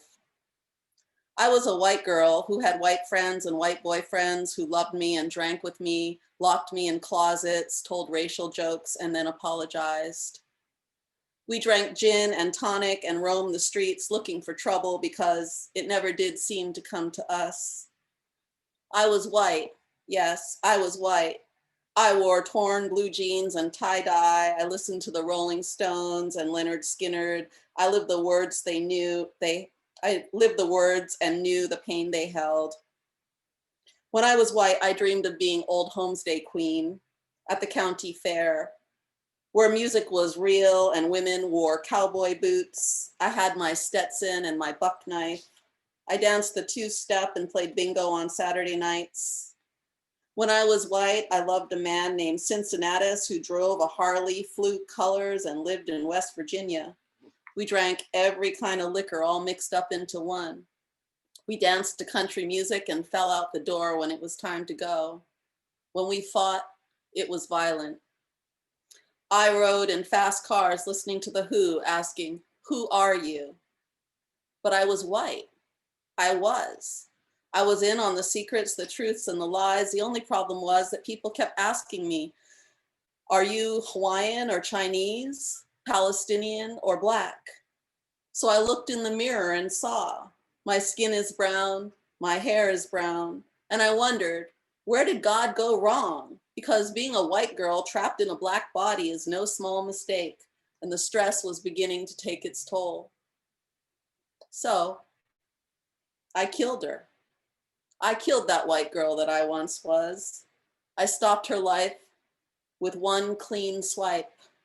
No more Led Zeppelin, no more white boyfriends, no more dreams of making my brown eyes blue. But I was a white girl once. You wouldn't know it by looking. That once dreamed of drinking vodka straight while lying back on a pool table, tattoo on my ankle that says property of.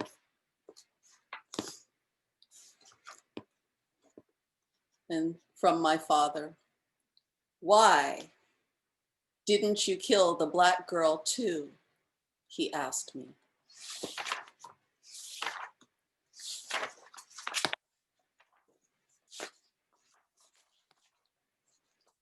Okay, this one is called She's a Mulatto. She's a mulatto. I'm so glad they said you did not have freckles and that your hair was not red. We did not know how you would turn out. Your hair was so straight, so good hair. I'm so relieved you have good hair, not hair like your mother's. But we did not want you to be confused. Who would you identify with? Who would you be? Who would you marry? I mean, you would not really be Black and you would not really be white. We were worried you would be confused and we did not want you to have to choose one over the other. You would have to be both. Glad, they said. We did not know. Your hair is so straight. So relieved. You have good hair, not hair like your mother's.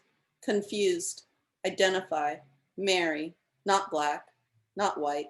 Worried, choose, both. Not marry, not Black, not white. Worried, choose, both. And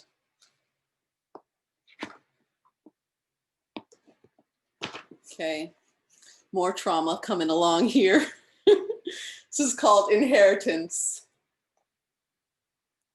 When I was born, my daddy left me a white tiger stalking my back.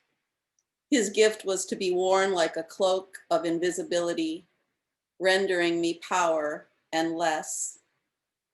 I spent my library time trying to prove him wrong, but walked right into a baby with a broken water, calling kettles and searching for Black. There was no way to break all the Morse code of my identity, to smash the mosaic walls, mattressing my thoughts. Coming for full circle now, he is right. That cloak he gave me fit. The stereotype is all I have. I kept her with me in the form of his best intentions. When I was born, my dad gave me a stereotype, told me that the minstrel show was the truth and that my existence was the only lie. He left me to sort it out and retreated into his own white sorrow, took his inheritance and bought himself a punishing hermitage. A very white thing to do, to retrieve the lost inheritance, to buy the land, to want to leave it to his white son. But in the end, that did not happen. I spent my whole life trying to prove him wrong, to prove that my mommy and I were not Jezebel, and that all Black men were not named Tom and Buck. So I kind of went through it with my dad as a young person. And I just have two more poems I'm going to read. One from Writing for Life in honor of Nervous Goes Pressed. And it's about Melania Trump. And it's pretty short, but part of my healing was just kind of this. So this is a woman's poem. No one has asked if she has had an abortion. How much do you want to bet the answer is yes? No one has asked her for a birth certificate. No need to, it's so obvious. Swallowing comes easy to her, pride, insults, bodily fluids, spit, tears, saliva. She knows that anyone who looks at her sees straight through her clothing. She is always naked. I know. I looked at the photos online and now she is always naked to me too.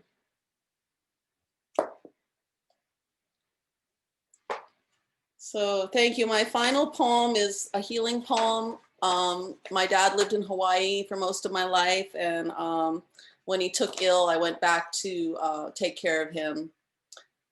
So it's called Over Pahoehoe, which is a smooth lava. Our girl's back, trees whisper, as they watch her toting suitcase over Pahoehoe lava driveway. Father, once a pillar, now faces ashes of former life, a daughter returning. She, stormy as Hi'iaka, He fiery like Pele. They, fire and water, don't mix. But this time, he is weak, simmering. She raging, hurricane of healing. She bangs the cabinets clean with Clorox, brushes out roaches, rodents, cane spiders, sweeps the soot from the chimney. She brings her woman's touch to vast fields of nowhere where he lives. Our daughter is back, now a woman. Her touch is rough, not gentle. Her voice commanding respect. She towers over him, threatening him into submission. Father, she says, you are the child now. Take your medication, like I said. Stop living like this. Take care of yourself. I love you. Thank you.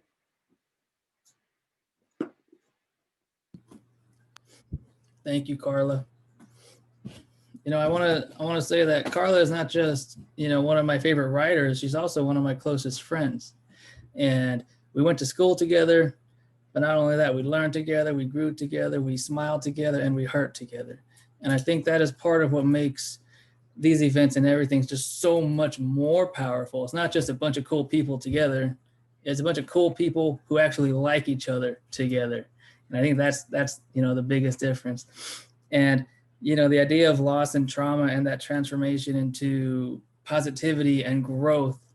You know, you were there when my brother died, and I'm here for you. We're all here for you. And it's kind of this, you know, like puzzle pieces. We're all snapping together, and we're going to create something that is more magnificent than we could have ever done by ourselves. And I think that's always going to stick with me, and I will always advocate for it. And you know, that idea of truth and existence. I think I would have no truth if you didn't exist, or if anyone else did, or Pete or Michael or Chad or any of our friends and family. And it's something I very much believe in and will always believe in. So thank you, Carla. Thank you for being here. And I look forward to our Q&A. I'm gonna try and think of really good questions for you. I'll put you on the spot, I promise.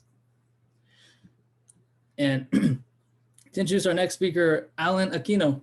Graduated Cal State Northridge in 1998 as a special major in Asian American and comparative ethnic histories. After attaining his master's in Asian American studies from UCLA, he began his career as a lecturer and community organizer at CSUN in the fall of 2000. He has also lectured at UCLA and Loyola Marymount University.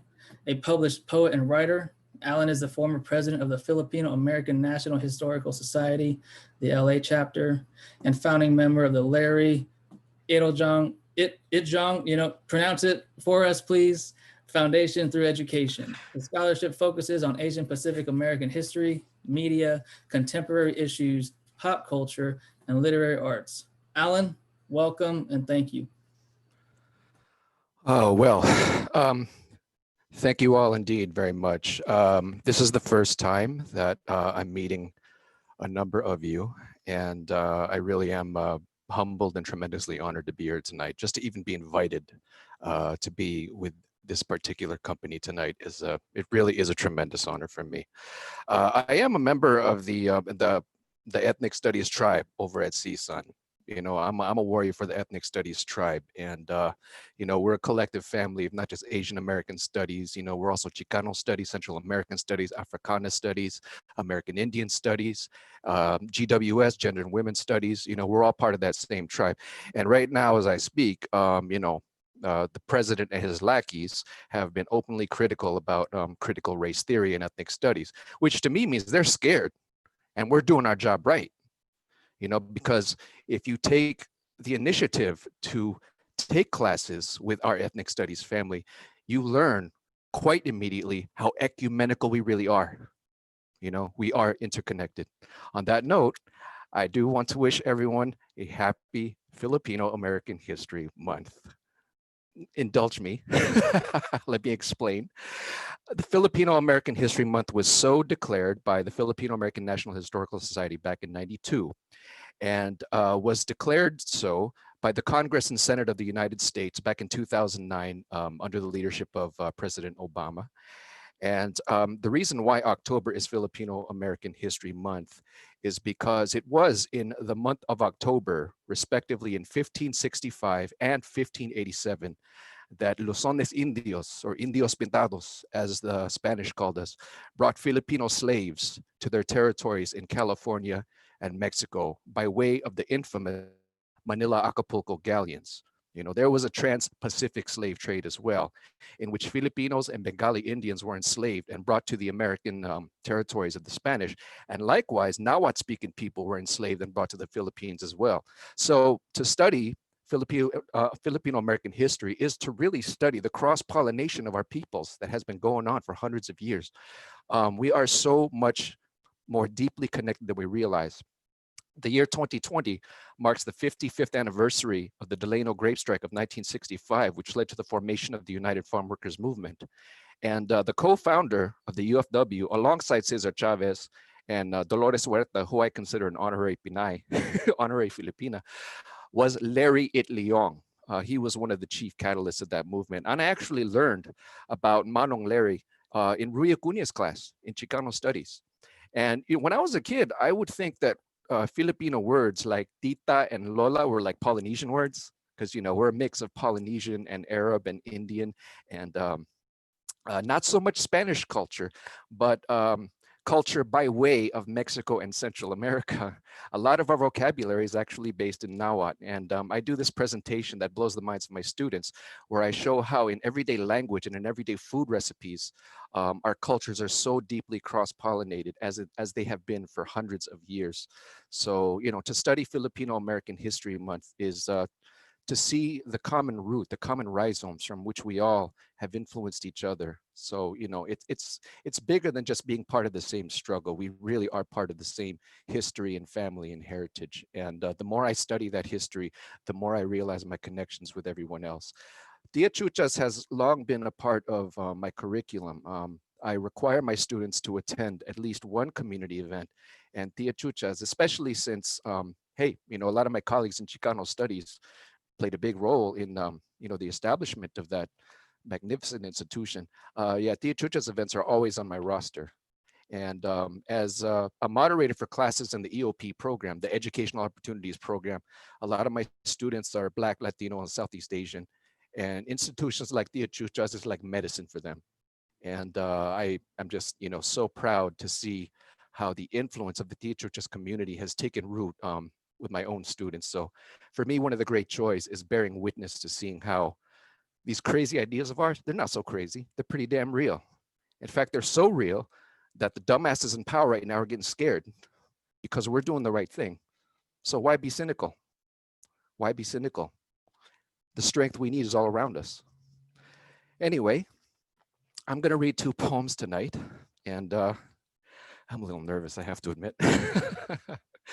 The first poem I'm going to read was graciously published by Cultural Weekly, thanks to Chiwan and to Mike for inviting me to submit. And oh, I'm proud to say that I have been an admirer of Maestro Luis's work since I was 18, 19. And, you know, we've assigned your books for our EOP summer bridge classes, you know, as long as I can remember. You know, we're all about banned books, you know what I mean? If your book is banned, you're doing it right. So anyway, this is a semi-quasi autobiographical poem of sorts. I suppose my writing style is grounded in what I like to call, it's like Filipino English lyricism. It's a certain kind of nuance and cadence of putting together words. I like to think of it as like emotional sheet music in a way. So my poetry is really meant more for the page than for the stage, which is why, you know, I'm often hesitant to read, but when I'm invited, I'm always happy to. Anyway, this first poem I'll read, the first of 2, is entitled Area Codes 213, 310, 323, 626, and 818. 1, a half Pinoy Vato Loco managed his issues with a Mossberg loaded with pit bull slugs. He learned how to perforate a brown body before he could even make love to one, and he claims he's still down. Another became a big bad pork chop, beating down his nephew's homies, wasting nary a thought when they got thrown back to the joint where they were screwed in every way for life. Another marched for the revolution, and when it didn't work out, he jumped on that revolution. Then after that breakup, he's sticking it out with this one, riding it out till his kids grow old enough to leave him. And yet another, cross country via trailer, scored a gig, and with his tier 1 graduate degree, teaches composition to Midwestern racists who to his face call him a monkey. And I became a poet so I could escape dogma. And so I carry always, like buckets of dirty water, the heaviness of memory, the burden of forgiveness. Well into the next decade, we might converge to assess all we've been, all we've become. We will hail from different zones. Our scars will prove our histories. One of us might say, I fucked up, that's just how I do. Another might say, oh, whatever I did, I meant well. And I will likely say very little, just listening, speechless with fascination, terror, or even boredom. And maybe I'll write about all this down the line, encoding worlds and feelings, showing everything by telling almost nothing.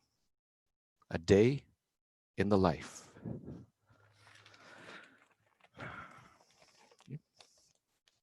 Thank you very much. For my second and last poem, it's a little something different, I guess. Long, funny story here. There is a magnificent news blog called Angry Asian Man, which is moderated by Phil Yu. And it's one of the premier sources of Asian American pop culture and media representation. So angryasianman.com. Back in 2012, they had a poetry feature called the Angry Poetry Corner. And I was invited to submit, but I sent them some poems with extreme reluctance because, you know, I don't always wear my ethnic studies, identity on my sleeve. I don't always overtly stress my Filipino-ness, my ethnicity, because, you know, that's my sense of like what I call Philippine English lyricism. It's bigger than that. It's, you know, there's more to it than just that. So my poems lacked a sense of ethnicity in place, and they decided to publish me anyway. And I graciously asked, well, why? My poems aren't, you know, this poem isn't angry, and it doesn't really stress, you know, my Asianness or whatever. And they said, well, that's exactly why we want to publish it. We want to show that there is varieties of experience articulated through poetry, and that, unlike popular stereotypes, Filipino American men, Asian American men like you are capable of, expression in other forms. And so long story short, they published this poem. I was very grateful they did. And I was bracing myself for some like criticism, who is this guy? He doesn't even talk about his Asianness or whatever. And the opposite happened. It actually got a very, very positive response. And the tone is totally different than the poem that I just read. So anyway, this poem is entitled Dream Log of a Needful Heart. A poet friend tells me, you only love one heart, even if you've been with many. They call me the chronicler. For an untraveled boy, you have seen so much. He cribs Rainer Maria Rilke. Believe in love so vast that it'll be with you no matter how far you travel. And I ask my poet friend, for what should I write my best? And he asks, who makes your heart sing? And I remember so simply, so easily, I am so scared to talk aloud, and I keep my secret magic. And now an episode of Face Old Fears. I confess my feelings. I don't know if you believe me. I don't know if you'd reciprocate, if I'd fit in your heaven, if losing you would be God's game plan for something better. I don't mean for this to spoil our moments. To me, It just makes them true. I love you anyway. You take me here, tenderly, keeping my breath. There's only the gold arc of your profile, your eyelashes, your scent, your size, your skin. I hold your hand with silence. I kiss you with stillness. I pray for permission, marveled by rhyme. Luzon and Providencia dazzle under the same stars. Our ancestors wind dance, believing this will bring back the breeze and river goddess. Conquistadores come to hunt them for crimes against the church. You run with our people during revolution. You defend everyone. Your blood wets the volcanic grass, and though you're an immortal, it is a good time to die, for you will rise when needed most. It is your spirit, that very spirit that runs through my blood like the wind, that heals my lonesome thirst, that gives me more than the best I will ever give. Everything depends on company. I could see Paris 4 times, celebrate Mass in Rome, dance with wolves during ecstatic, endless weekends. But if I did all that alone, what would it matter? I could walk with you in the breezy summer light of the grove, roaming our dreams, treasures. I don't need to scour the earth for joy. I keep more than I deserve when you're next to me.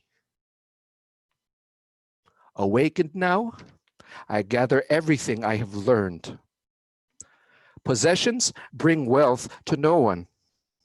You enrich others with your sheer self. You are the wealthiest person I know, and I have become a rich poet for simply knowing you. Thank you very much indeed.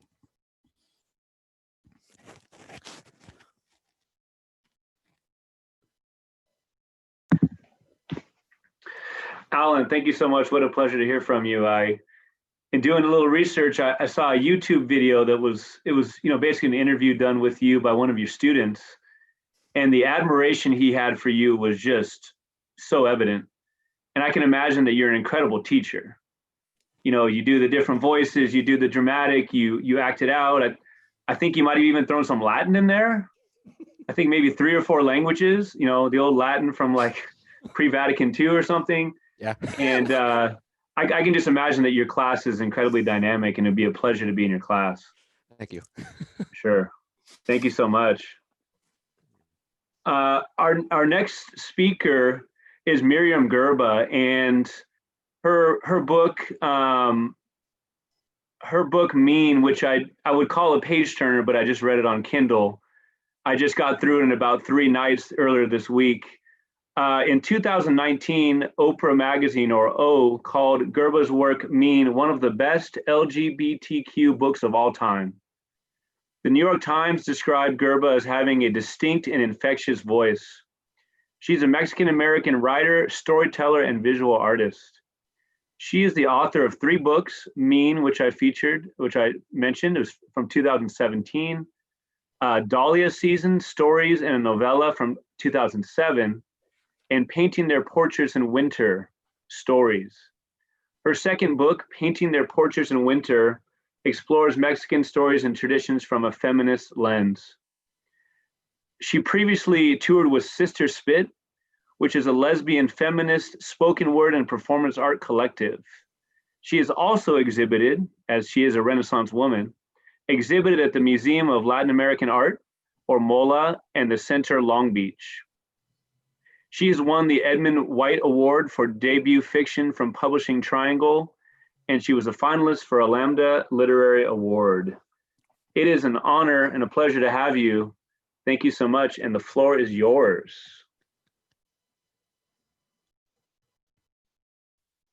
Thank you. Can everybody hear me?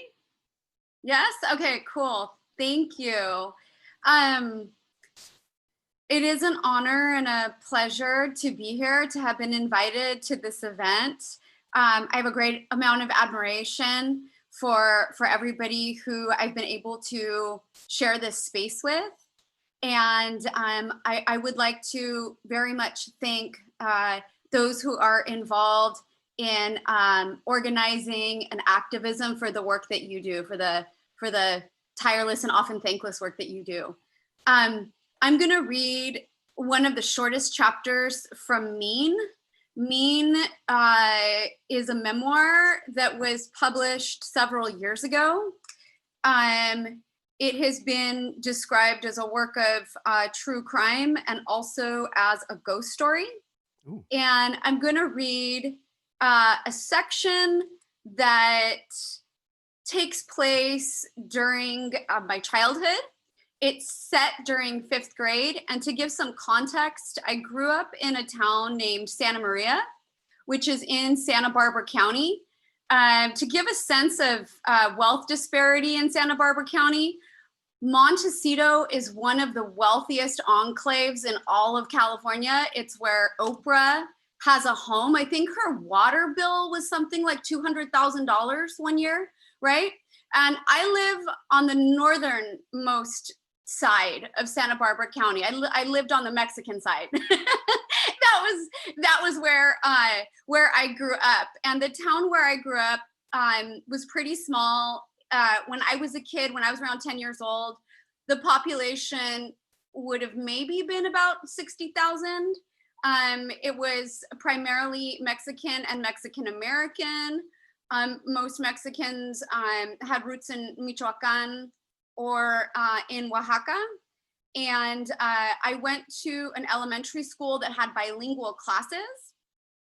But being California, the town where I grew up also was incredibly racist. And racism taints everything, right? It infiltrates everything, including elementary schools. So I'm going to read about how white supremacy impacted 5th grade. And I'm going to read, and one of the characters here is named Ida, and Ida was my best friend when we were children, and Ida is still my friend today, but Ida's not her real name. Although Ida was white, she sort of wasn't. She looked like Kurt Cobain. She attended bilingual classes with me, and she spoke and understood Spanish. She kicked it with Mexicans on the playground, and she learned how to play handball. When she came over to my house, she slurped mom's pozole instead of asking, "What is this?" in that supremely bitchy California girl accent some white girls reserved for interrogating my mother's hospitality. The 5th grade race war proved Ida's racial solidarity. An Asian American child fired the first shots. She stood near me in the playground sand by the handball courts. She looked me up and down and said, "Your mother is a wetback." I lost control of my limbs. My hands attacked her and they shoved her chest, making her lose her balance and fall to the sand. My toes flew into her stomach. My Velcro shoes landed blow after blow. Her round face winced and the bell rang. Recess was over.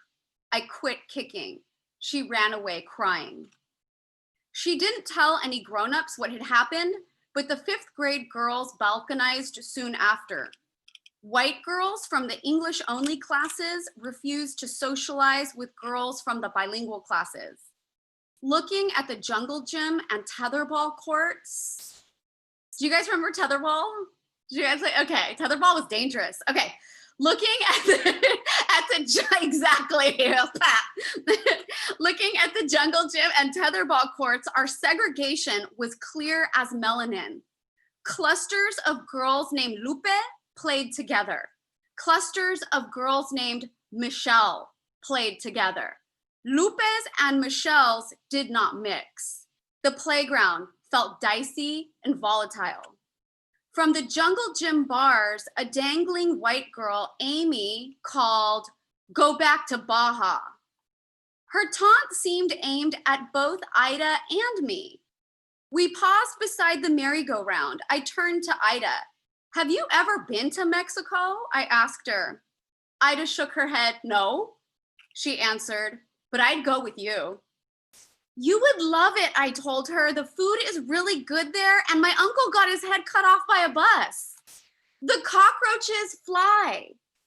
Really? I nodded. Amy screamed, Ida loves wetbacks. Ida screamed, fuck your mother in the tit. I felt like hugging Ida. I'm not sure where she learned that comeback. Her mother did work for a gynecologist. Her father lived in Colorado and worked for the defense industry. Ida was so smart. Her favorite number was Googleplex. The balkanization and screaming drew our teachers outside. They decided they needed to fix things. They informed us that we were going to have to sit down and talk about it. After lunch, a male teacher marched the boys to the blacktop to play dodgeball. Girls got herded into the English-only classroom. I stared at the boys through tinted windows. My skin felt jealous. I did not want to be inside. So, prodded the English-only teacher, what's going on? She stood by the board. She folded her arms. She was dressed entirely in purple. The white girls sat on the opposite side of the classroom in desks facing ours. They blinked at us. We blinked back. I raised my hand. The English-only teacher said, go ahead. I pointed at the lot of them and said, they call us wetbacks and tell us to go to Mexico. Those girls are racists, and she's not even Mexican. I pointed at Ida. Ida nodded. White lower lips quivered. White eyes grew glassy. One by one, white girls burst into tears. Ida and all the Mexican girls looked at each other like, seriously? Apologize for making them cry, said the English-only teacher. Sorry, I said without any sincerity. That's it. Thank you. Thank you, Miriam. And you know what, that last part about having no sincerity, you know what? Be apologetic. You know what? Just like look at them in their eyes and then say, fuck them. Exactly. I was like, I'm not gonna apologize to these bitches. They're mean. Like, even at 10, you know better. You know what I mean? Absolutely. You know, I think one of the strongest lines or, you know, phrases that I listened to was, we blinked back. And that carries just so much weight with it. And, you know, listening to this, when you said ghost story, I was thinking nightmares. I was like, oh my gosh, my ghosts are going to come out of my closet over there. They're going to come at me. But, you know, it reminded me of growing up, and, you know, I'm Mexican and Japanese. And when I was younger, I kind of looked funny, I think. And I got like, hey, what are you? You know, people ask me, what am I? And I'm like, what am I? You know, yeah. What are you? Yeah, I had the same thing happen to me often.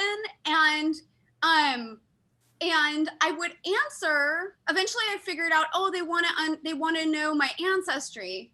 And so I would say, well, I'm Mexican. I wouldn't go into how complicated it was. I'd say I'm Mexican. And I had people challenge me and say, are you sure you're not Filipino? And I was, and I was like, let me check. Yes, I'm sure I'm I'm like, yeah, no, I completely understand. At like an unreal level. It's kind of funny. Yeah.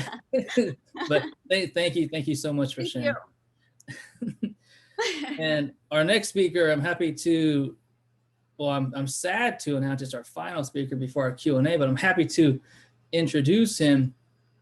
This guy is a cool cat, and he's got grooves and he's got moves, and they're electrifying. You know, like Grease, if anybody remembers Grease. Anyway, Tongo Eisen-Martin is the author of Someone's Dead Already, Bootstrap Press 2015, which was nominated for a California Book Award, and Heaven is All Goodbye, City Lights Publishers 2017, which receives the California Book Award and an American Book Award. A poet, movement worker, an educator, and a friend. His latest curriculum on extrajudicial killing of Black people, We Charge Genocide Again, has been used as an educational and organizing tool throughout the country. He currently lives in San Francisco. Tongo, thank you so much for being here. It's great to see you. And I am honored and humbled to hang out with you some more and listen to you speak. All the honor is mine. Much love to everybody. You can tell by my tires that not everybody who's driven with me is still alive. Also, that I like my drinks neat, bottled, and in a bus stop. Also, that we're drowning in precinct paper, department store floor plans, and applications to the moon. We can change the color of our snot from gifted to heart attack and tell you about ashes, but where are all these angels coming from, smelling like the cigarette that fills? And why is the man on the safe side, these headlights freezing up? You got nothing to say at my funeral, I'll speak on your behalf. Heroin in my smile, mountain made of flatland robbery among some things on my mind. The last store run in the name of shared afterlife, Friday to the filter, I'm a tall tale on earth. But here's to that angel that never appeared to America in a night of dog paddle and a batch of hangovers looking for a home. You know, a liar wouldn't live this long. That's my humor when fences speak. On a pair of rambling dice that got unique tempers and young souls that say, shut up about our city. Here a title must crash over a coast while lie. The street's teeth are in pieces. There's reservoir art on the faces of stragglers. There's sad news from back home that mean we have to grow up on his behalf. Stumble back to a car full of last stand. The truth is stale, but still liquor. Mission Street would be proud of me. I'm a mural man. I'm most organized. Remember when my lungs would wake up last walking all morning if it was worth it. I'm 3 decades homeless. And reservoir art is all I ever see. And I'm 2,000 miles from my first fight. Maybe no one really survived. Maybe I wrote my first poem for no reason. A tour guide through your robbery, he also is. Cigarette saying, look what I did about your silence. Ransom water and box spring gold, this decade is only for accent grooming, I guess. Ransom water and box spring gold, the corner store must die. War games, I guess, all these tongues rummage junk. The start of mass destruction begins and ends in restaurant bathrooms that some people use and other people clean. Are you telling me there's a rag in the sky? Waiting for you, yes. We've written the same, we set a stage, you know, we should have fit in warehouse jobs for communists, but now more corridor and hallway have walked into our lives. Now the whistling is less playful and the barbed wire overcrowded too, my dear. If it is not a city, it is a prison. If it has a prison, it is a prison, not a city. When a courtyard talks on behalf of military issue, all walks take place outside of the body. Dear life to your left, a medieval painting to your right. None of this really makes an impression. Crop people living in thin air, you have 5 minutes to learn how to see through this breeze. When a mask goes sideways, barbed wire becomes a floor, barbed wire becomes a roof, 40 feet into the sky becomes out of bounds. When a mask breaks in half, mind which way the eyes go. Did you know they killed the world for the sake of giving everyone the same backstory? We watching Gary, Indiana fight itself into the sky. Old pennies for wind, for that wind feeling you get before the hood goes up and over your headache. Pennies that stick together, mocking all aspirations. I mean, Stuck Together Pennies was the first newspaper I ever read, along with the storefront dwelling army that always lets us down. Where the Holy Spirit favors the back room, souls in a situation that offer 100 ways to remain a loser. Souls watching a clock, hoping their eyes don't lie to sad people. What was we talking about again? The narrator asked the graveyard at 10 minutes flat, said the graveyard, the funeral only took 10 minutes, and never tell that to anyone again. You just gonna pin the 90s on me? All 30 years of them? Then why should I know the difference between sleep and satire? The pyramid of corner stores fell on our heads. We died right away. That building wants to climb up and jump off another building. These are downtown decisions. Somewhere on this planet, it's August 7th, and we running down the rest, thinking one more needs to come with me. What evaporated on Earth so that we could be sent back down? You know, capitalists dropped 10 tons of barbed wire onto my Tuesday shift. We shot back at their chimpanzee pilot, you know, for the sport. The contractor already smoked 3 cigars only 1 hour into my court appearance shift. Supervisor likes the smell, says it reminds him of when he ran the streets, and all I remember is we shot back. A gated puppet dances along, bars and jigs, says I'm the happy one of Legion. Meanwhile, kids commit childhood behind us wooden plastic joints. Wire dodgers under this silly puppet, a silly puppet dancing for white heaven. Like weapon is the jacket and precinct holds Friday hostage. We go through a fossil jaw and see a judge. The tunnel at the end of the light. I sleep until I'm woke by dry cereal and surrender. This holding cell only needs a giant panhandler's palm to shake us coin men around. I'm breaking my fingers for my sister's bill collectors, garage casket open, I mean all third world parallels kill openly. Breaking my lungs for my sister's rent on the sculpture of construction dust. I miss cigarettes by mid-morning, I miss Hennessy by sundown, I miss murder by inches. $5 bills cherish my days outside, always behind, and no concentration in this courtroom. Just a bunch of B+ students living out their nightmare. How do I plead with a straight face? 3 blocks up is a reoccurring cliff along with slaver's paraphernalia, along with the ordinary panhandler, along with ethnic parade history, along with the ethnic parade, along with 13th graders. But you know, let's talk about the fact that 4 dead children later, I still don't have a problem beating you up in front of everybody. Let's talk about the fact that money is death. Down to my last $5 is what I call this shoe. 10 o'clock political education is what I call this dream. I got the job is what I call this blues. 2 days later is what I call a cliff. Capitalists eat until the world is blurry to them. You know, these streets are made of saliva. There's some people made of saliva too. They usually got on uniforms.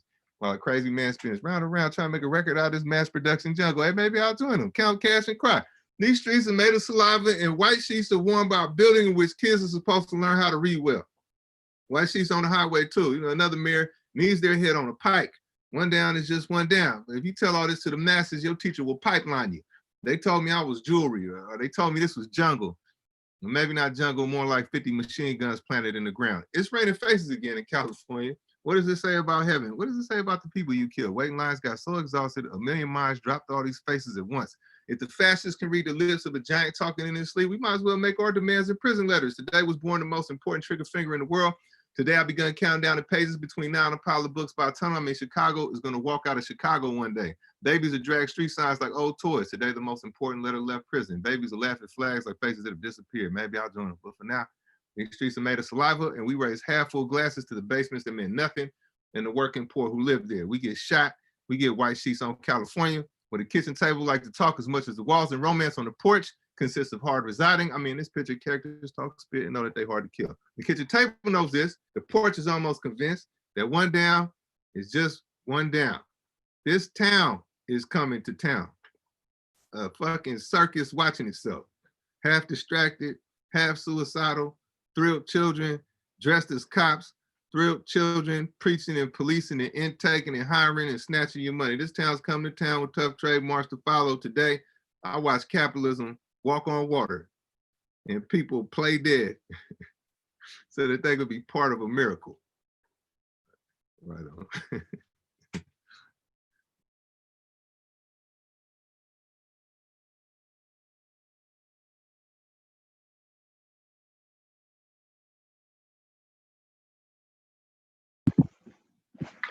Oh man, thanks so much, Tongo. I stopped. I was trying to take down every single line that was thrilling, and I stopped at like 7 because I'm not fast enough. You know, the saliva, the sheets that your teachers will pipeline you. I'll be remembering that line for a long time. This idea, I believe you're talking about, you know, the idea if you question teachers on certain things, your teachers will pipeline you, and that. Wow. What a great one to end on. And Matt, I believe we're going to the Q&A. Does that sound right? Yeah, we're beginning the Q&A now. And so I'm going to change our setup here from just one face to all of our faces. So, you know, if you're doing something weird, you know, keep doing it, I guess. But just know everyone's going to see it. All right, so here's everybody. Thank you. Thank you, everybody, for sharing, and we're very excited to have our Q&A. All right, Peter. I wonder if you have found that, I don't know, I guess I'm just kind of going to ask a general question of, you know, anyone's welcome to answer this. Is art always political? Does art have to be political? How do those things come together for you? The connection between art and politics, art and progressive issues, that kind of thing. I don't know if that's too generic. I'm gonna go ahead and respond. In general, I would just say everybody wants to divide us.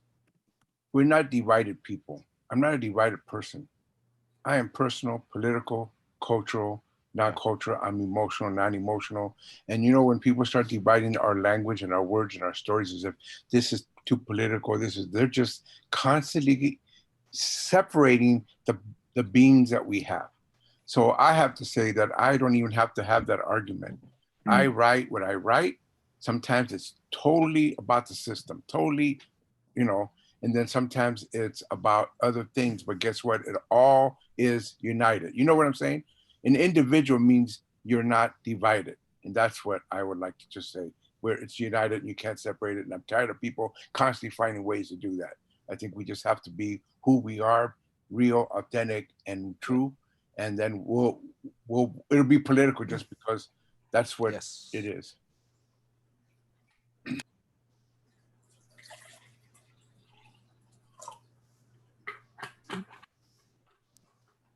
I think, thank you so much for saying that. I think like sometimes I even get intimidated. Like, I'm like, okay, do I have to be political? Like even tonight, preparing for tonight, I was like, okay, do I have to be political, or is this personal, or, you know, so I think it's both. Like, I think I agreed.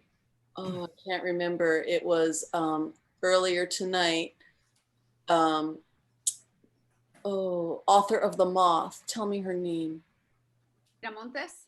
Yes, when she was talking about the true belief of being able to change the world. Like I literally wanted to cry because I really feel like that's a real passion. But at the same time, when I feel like this pressure of like, do you have to do this? Do you have to do that? Then it becomes hard. So it's kind of this interesting, it is a dichotomy, but yet it's a unity. Yeah.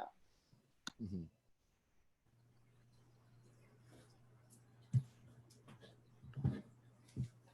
I'm definitely not shutting down that particular question. If anyone wants to come back to that, that's great.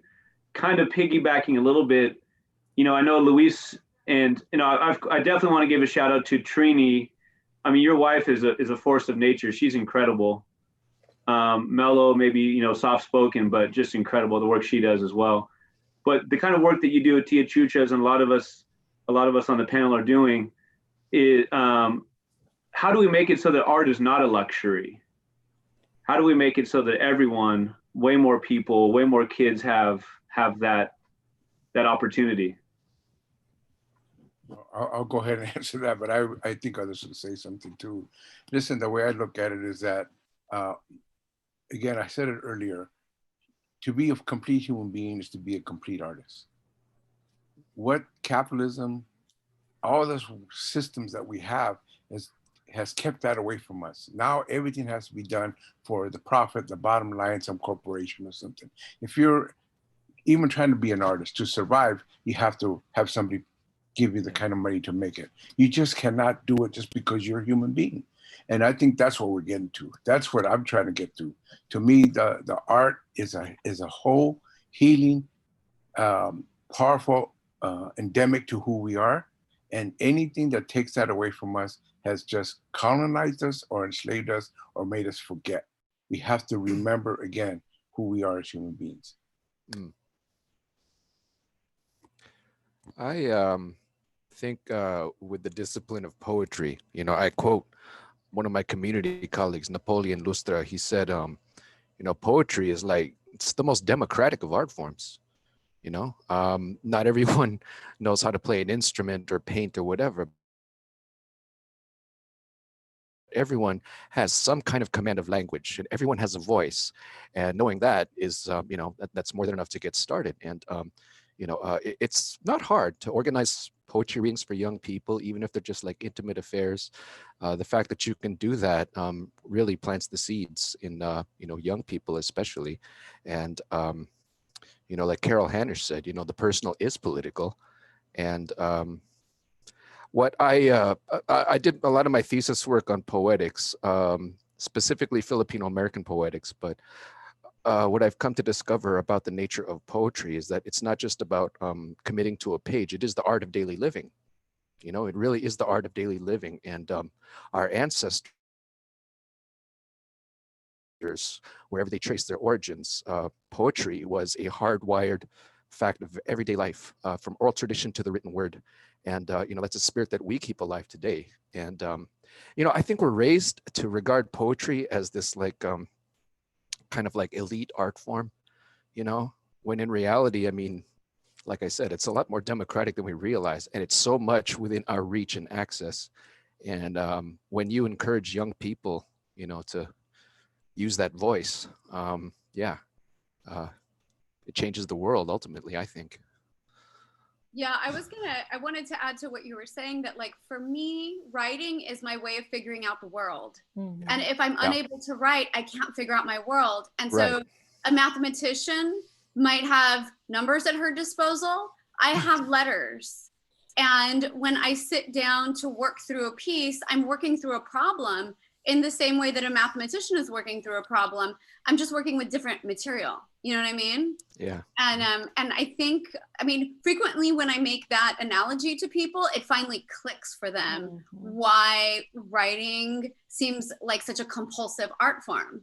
We're constantly trying to decode and decipher our reality. And as writers, that's the modality through which we do that. And we're constantly doing it, right? Like, we're always writing in our heads. Like, sometimes friends will ask me, what are you doing? And I'm like, I know that, like, you don't see me writing, but I'm writing. Yeah. I might be writing about you right now. You know what I mean? Like, yes. Yeah. Yeah. Yeah. Really, really quick. The filmmaker Guillermo del Toro, in one of his interviews, used a phrase which I think is wonderful, and I think it applies to us. And that phrase is emotional mathematics. Yeah. Yeah.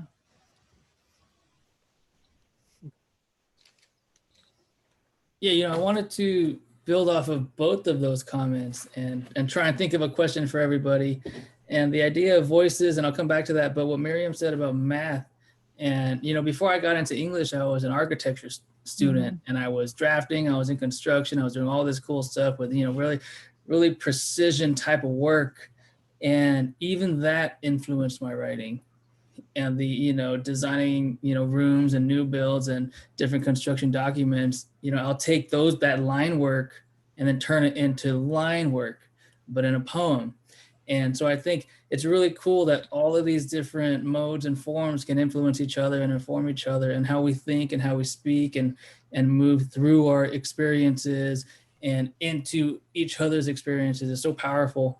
But I wanted to ask a question for anybody and everybody with that idea of voices, and how, in order to write something, I think we need to understand and accept that we have a voice that is not only important, but it's important enough to be heard and to be listened to, so that we can speak it and write it and share it and get it out into the world and the universe and say, you know what, fuck it, wham, this is my voice and you're gonna listen because I said it. Right. And so, I want to ask, and this is probably just for myself, just, to learn about everybody, because it's interesting, when did you discover your voice, or when did you realize that your voice meant something? I think those of us from marginalized communities can struggle with this issue more so than others, because we've internalized our community's shame stories around our voices, which often drown out, and I come from a community, and I think lots of minority and marginalized communities tend to not value the arts. We value science, we value math, we value a completely different set of careers. And we also have, especially in my culture, a lot to do with protecting your name, your reputation, and your family's reputation. So especially for somebody like me, who was going to venture into the work of memoir and write about more intimate aspects of my life and my marriage, I was paralyzed with fear. And even though I gave in to my impulse to write, I kept it a secret from my family for a very, very long time, and to the point where nobody knew I was writing a book until I had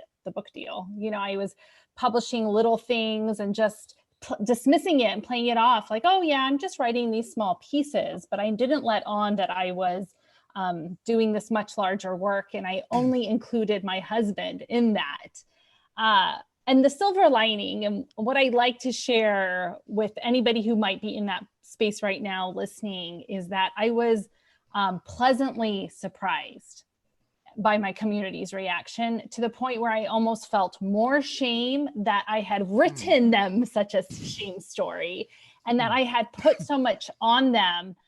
It was almost as if all my own angst and fear about writing, I assigned it a character and just blamed it on the whole entire Arab community, where I never allowed myself to say, hey, maybe the Arab community might appreciate the story or might resonate and they might relate to it. And I was pleasantly surprised by how people responded to the book. And it was something I could have never imagined. Like, it caused me 10 years of angst, tears, complete horror, terror. I cannot even, conjure up the kind of level of fear I felt. But I had a weird path to writing, in that, like, my grandfather, my mother's father, was a writer. He was a journalist and a publicist, and he also wrote some poetry. But he was also a misogynist. And so I recall, being in his house and being in his library, because he had like a personal library in the house, but the personal library wasn't a place for girls or women. And it wasn't a place where we were encouraged to go. And I remember him saying something incredibly ridiculous once, that women did not live lives with enough vice to enable them to become geniuses. So I try to now indulge my vice in order to to show up my grandfather. Do you know what I mean? I try to be as vice riddled as I can in order to, like, make him turn in his grave. But and then unfortunately, like, once I got to high school, I was really turned on to literature by my English classes. And I remember I had a teacher who I thought was supportive of me as a writer and a student until I was accepted to UC Berkeley. And she was the first person with whom I shared that. And I went to her classroom to tell her about my acceptance. And instead of congratulating me, the first words out of her mouth were, "You only got in because of affirmative action." And I remember I felt like I'd been punched, because I was 17 and I wanted to share this with my English teacher because I wanted to be a writer. And I didn't cry, but I felt like I'd been stopped, you know what I mean? And so that experience was really shitty and made me not want to share my dreams or my ambitions with people for quite some time. Like, it took me about another 10 years to comfortably pursue writing again.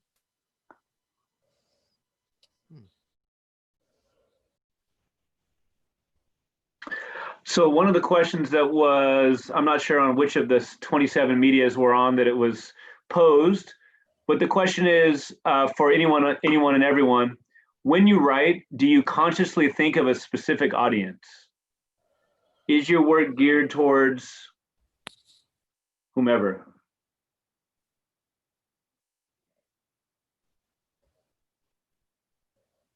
Do you consciously think of a specific audience when you write? For me personally, for this memoir, this project, I specifically had,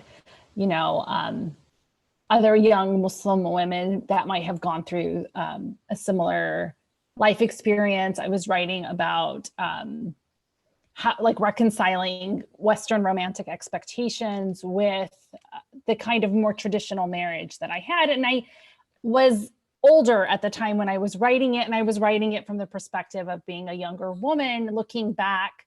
The voice isn't looking back, but I was looking back, and I was kind of writing to this younger generation.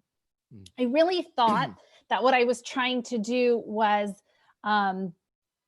really not writing to the white gaze. I was very committed to this notion of it and this idea that I was really writing for my community. What was interesting after the book came out was realizing how I had not done that. you know, that the white gaze is so pervasive that at the end of the day, I realized that I was, you know, translating things still to that big generic, you know, American audience. And I realized that, you know, once I started to have global readers, that they started to point out the ways in which this was a very American specific experience, and that I was really speaking to this, you know, the American ideals that I had grown up with. And I hadn't taken into account a global audience, a more global experience. And it was something that I, as a writer, have struggled with. You know, I've struggled with this. And I wonder how it's going to inform my future work. It's something that I want to really interrogate even within myself for future projects.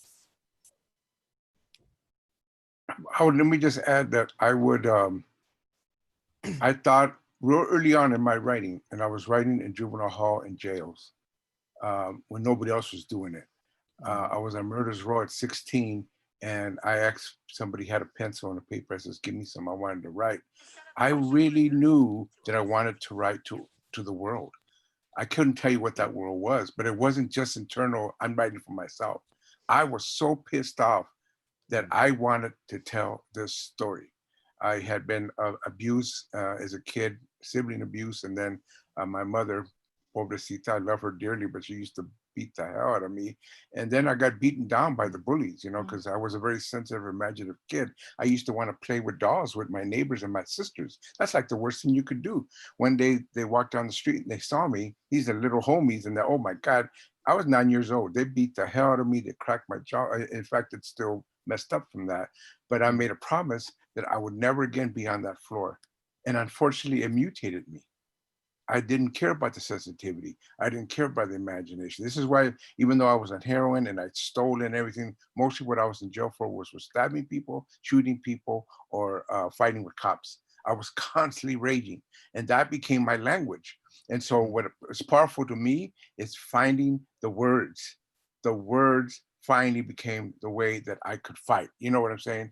That I would be able to use these words. And again, I had it from very young. I want to speak to the world. I don't know how. And that's why I wasn't good in English. My Spanish was beaten, punished out, even though I speak Spanish to this day. You couldn't speak it in the schools. I made an effort to have a command of English, not because English is the greatest language in the world or nothing, but I wanted to use that as a way to speak to the world. And that's what moved me then, moves me now. So just an update on the time. We've got 2 more questions, and then we'll kind of do the wrap up. And thanks everyone for being with us. You know, Luis is obviously talking about the power of words, and Huda, you were talking about the white gaze. I guess my question would be like, for those of you who write using particular cultural references or Spanish or Tagalog or whatever, or Arabic, how do you feel the need to translate? How, do you say, yeah, I'm going to translate that, or that's unnecessary to translate? How does that work? Kind of, having to translate the references or the words for the white gaze. I don't do it. Yeah, me neither. I don't do it. Like, if you want to read my work, you have to meet me on my page, because you came to my page. I didn't come to yours. Yeah.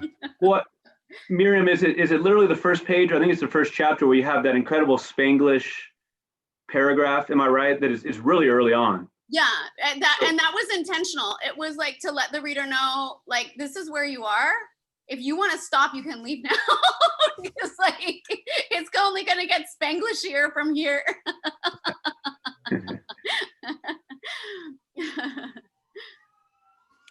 For me, writing poetry, it's like music. So the words that I choose are really meant to have both an auditory and kind of visual feel, I guess. Again, I write primarily for the page. I don't really do spoken word, and I don't read that often, although I love to read when I'm invited, of course. And for me, like I said, I think of poetry as like emotional sheet music in a way. And the kind of some of the poetry that I really is most beloved to me is the kind that you can just read in your solitude. And I love it when writers, use culturally specific vocabulary as part of their rhythm, because even if I don't speak that very same language, I can feel like the spirit and the intimacy of it, like a lot of people who, I used to sign, the Sanders poem, you bring out the Mexican woman to me. And then there's another poem that's kind of like a sister poem called You Bring Out the Vietnamese Woman to Me. And, both poems infuse specificity of Spanish and Vietnamese. And even if you don't speak those languages, when you read the poem, there's like this musical kind of intimacy to it, So even if you don't know the meaning of the words, the voice is, there's like there's this power to it that's beyond just, understanding literal translation, and for me, I think it's more about an emotional experience. And that's how I see it. I think it's wonderful when writers incorporate, language and vocabulary, because it adds, a musicality and a flavor to it that to me is irresistible. So I'm all for it. Yeah.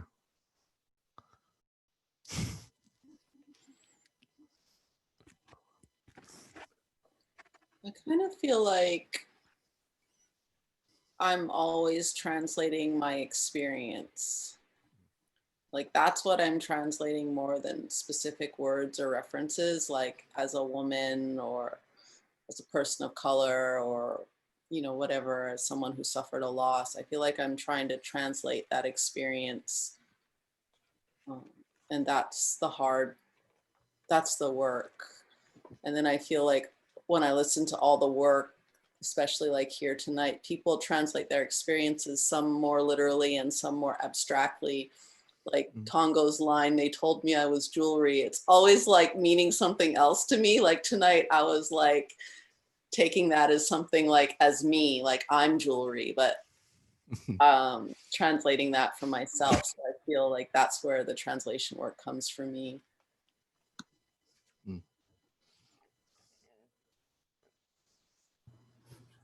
I would like to say something.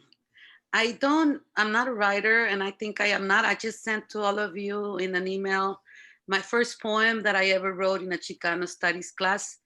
Hey.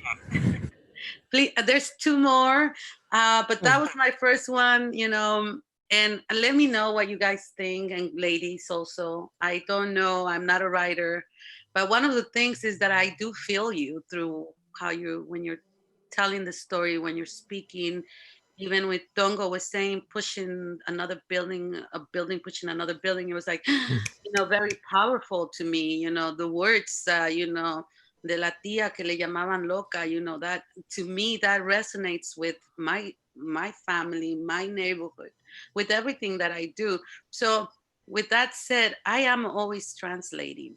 Somehow, I don't know why. Anything I do, even when people talk to me, my community, I have to translate it to academics. I have to translate it to the politicians. I have to translate it in so many different ways. So to me, I feel like everything I say, I'm translating it. Just my thoughts. There is a wonderful quote by, there's a writer named Mark Bernardin. He's a podcaster and a writer. He writes comic books and teleseries. And it's a quote that I actually use in some of my syllabi. And the quote is, cultural specificity breeds universality. I love that. Yeah, cultural specificity breeds universality. Mark Bernardin said that, and yeah, right on. That's super good.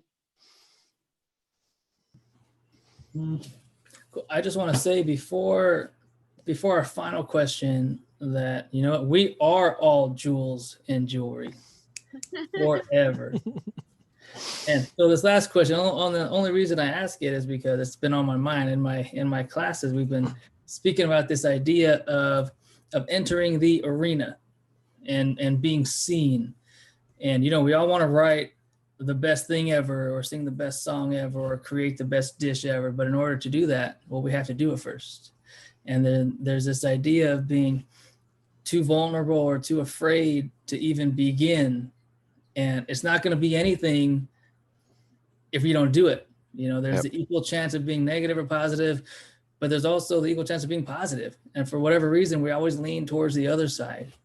And so in this question, it deals with walking through that corridor into the arena, and we armor up. You know, we're putting on our shield, our helmet, all this stuff. Yep. But the real trick, I guess, maybe, or the skill is to take the armor off and to go into that arena naked, and you have nothing but your fists, you have nothing but your mind and your heart. And so what the question is how do you armor down? If you're entering the arena, whether it's a stage, whether it's a meeting with a publisher or an editor or just a page, and you're finally jumping onto the page, like Alan said, you know, he works for the page, and that approach is just as powerful as for the stage or for the microphone or for the internet or the computer like we are today. And so how do you think of all these things and you're covering yourself up with pillows, with blankets, with shirts, with hair, whatever it is, how do you take it away? And so for the final question, maybe heavy, maybe not, but for anybody who wants to jump in, you know, how do you armor down? I have to say that a lot of it was going back to that sensitive, imaginative kid that I left behind. And that's the way I go into all these things. I got it on a higher level now. You know, it's mixed in with having stared down the world. You know what I mean? So I don't lose that part. But at the same time, the feminine to me is what I had and what I want to hang on to and what I'm taking to the world. That's what gets me imaginative, gets me creative, gets me want to do more poetry, more writing, more books, more stories. And so I want to draw on that. I get the other side of it. I've been there. I've been that mutated, crazy, tough guy. I don't want to be that guy no more. But I don't want to lose the fact that I can stare down anybody. I can't. I've done it all my life. But that's not all of me. You know what I'm saying? So yeah, I agree. I've had that armor. I don't need it no more. Now I go in there with all of me, and that's what's gonna either change them or change me or change each other. Or if they don't want it, like Miriam says, I don't need you. That's fine. I move on because I don't need to please everybody. I don't need to make everybody love me. I just need to do what I do. And if somebody loves that, that's fine.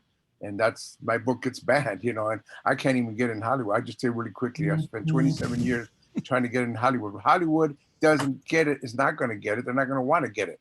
If it's going to be made, I got to make it. You know what I'm saying? Right. That's the only way it's going to be done. I can't do it with them. And that's just the way it is. If they come towards me, they got to do it on my terms. That's the only way it'll work, which is why it's probably never, always running, will never be made, because nobody wants to do things on my terms. But that's the only terms that matter. You know what I'm trying to say. So yeah, I think that's basically it. Yeah, no, absolutely. You know, it's cool that, you know, we think of that in those kinds of terms where, you know, what makes us human or men or whatever we want to call it these days is, you know what, you want to make fun of me for crying? I'm going to knock your ass out while I'm crying. And then what? You know, who's the punk now? You know, but anyway, somebody else jump in. I think for me, that has come from the service to the page that Alan was talking about, that, you know, even when I had all this armor up and fear and terror, especially tackling certain scenes that, you know, were more revelatory of more intimate aspects of my life, like I do remember physically cringing and having these like really physical reactions to this. You know, I just did not want to approach those scenes, but I plowed through because I knew it was something that the story required. And this is what the page was asking of me. This is what the story was asking of me. And so when we have complete respect for the narrative and we're in touch with the narrative and we're in touch with the narrative requires, we're in service to that. And I think that helps us armor down too.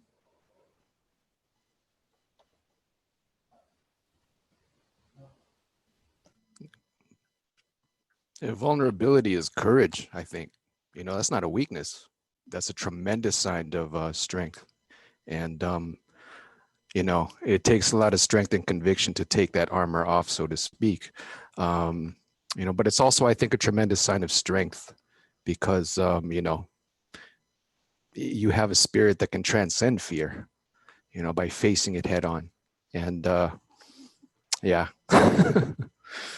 I mean, that's the work I do in the prisons where these guys have had, you can't walk without armor. You can't be vulnerable. And yet in my class, they They thrive on it. They want it. They're open to it. Really quickly, one guy that spent 6 years in the SHU, which is the segregated units in Pelican Bay, and he wrote a poem about how he wanted to commit suicide. Now, this is a tough guy. You can tell he's been through a lot, but he's changed. And he says, I don't mind talking about it now. I couldn't have done it before. I'm willing to do it now. So he read this beautiful poem, and it was beautiful. And we all were looking and talking to each other. There was about 30 guys there. And he was African-American, you know, been through the ringer. This Chicano guy gets up, and you know how it is where you got to be careful what's going on. He gets up, 35 years in prison he has done. He walks over to the African-American guy, the black guy, and we're thinking, what's going to happen? Well, is he mad? Is he pissed off? We know what's going on. So he goes over and hugs him. This is in a prison, a high security prison. And he hugs him because he spent 26 years in a segregated unit. And he said, I know exactly what you're talking about. To me, those are the moments that are worth struggling for, fighting for, creating, expressing, whatever we got to do. Those are the moments where, like you say, the vulnerability doesn't take away from the strength, comes from the strength. Yeah, I was going to add that, like, I think that creativity always invokes divinity. And Yes. And when I write, I do have the sense of a muse, that I do sort of believe in the notion of the muse, right? As a spirit of inspiration and creativity. And I was asked once, like when I was speaking to some students in an MFA program, what they can do in order to be more courageous when they confront that page. And I didn't mean to be flippant when I said this, but I said, pretend to be God, because that's what the creative act is. Yes. You are functioning as like a vessel for the divine, and you get to make that space your world. It's your world for that moment. But you don't get to play God all the time. If you're God all the time, that's a problem. You know what I mean? The creative God isn't even God all the time. We can do that. That's where we can do that. And so, like for me, sometimes doing rituals in order to honor the space, as like a creative person, enables me to enter that and then tap into that. And then once I leave, especially like I leave like a workspace, like a table, I know that I'm leaving that openness behind. It's something that exists in service to, like you were saying, the page. I want to thank everybody so much. I can't tell you how nervous I was even just to be a part of this absolute heavyweight lineup of legends. And Miriam, want to thank you so much for your work that, you just nailed the idea of what it is to be a kid, written by an adult, but just not easy to do from my limited experience, and just nailed it. Thank you. Tongo, I want to thank you for your images that are just numerous, too numerous to count. Those images, the lines that I'm going to have to go back and rewatch and copy it down. And Carla, for your subtleness that says so much. Some of your lines were so understated, but it was like, whoa, when you really put thought into them. Alan, thanks for being an educator. I learned about 19 things from you tonight. And obviously you're a heck of a poet as well. I hope you keep working that. Thank you. Luis, I mean, I know you've done some incredible work nationwide, internationally, and you're always humble as heck about it. And thanks so much for sharing a little bit of your work, especially Tia Chucha. And Huda, thanks so much for, really putting a name and putting words to these microaggressions and to these very personal things that hopefully can be kind of universal. And Magali, thank you so much for your activism and, all the things that you do. Your life story, I mean, you talk about being a writer, you need to put that into a memoir. Maybe poetry, maybe poetry and a memoir, right? Yeah. I'm gonna share the screen here. I'm gonna shout out Tongo and Carla and Miriam and some of their work. You see those websites for Carla. There is Miriam's 2017 Mean. And there is Heaven Is All Goodbyes by Tongo. Check them out. buy them, support these great writers and great artists. Again, I'm Pete Real. I do the Chills of Will podcast. I would love to have a couple of you on in the future. I was lucky enough to interview Matthew and Michael from Nervous Ghost on episode 9. I talked about Helena Viramontes and the Moth in episode 17. Huda had an incredible piece in the New York Times, which is maybe just 2 or 3 months ago. It was called Birthday at the Cemetery, or perhaps My Birthday at the Cemetery. And it's a great, right? And so you can check that out as well. I'm at Chills at Will podcast on Instagram. You can check me out on Spotify and Apple Podcasts. Matt, do you have anything you want to add? I got nothing. No. You got nothing. I'd like to also express my, gratitude, and I'm very thankful for everyone for being here. It's very humbling to be in such great company. And of course, Nervous Ghost Press, we're here, we're advocating with all of you for everybody and always, and the community are strong. We are strong, all of our communities, immediate and extended. And I'm happy to be part of yours now, whether you like it or not, because I am. I have infiltrated your homes and your communities, and I'm your best friend and I'm your worst friend all at the same time. But thank you, everybody. And I'm happy to see your faces. Thank you.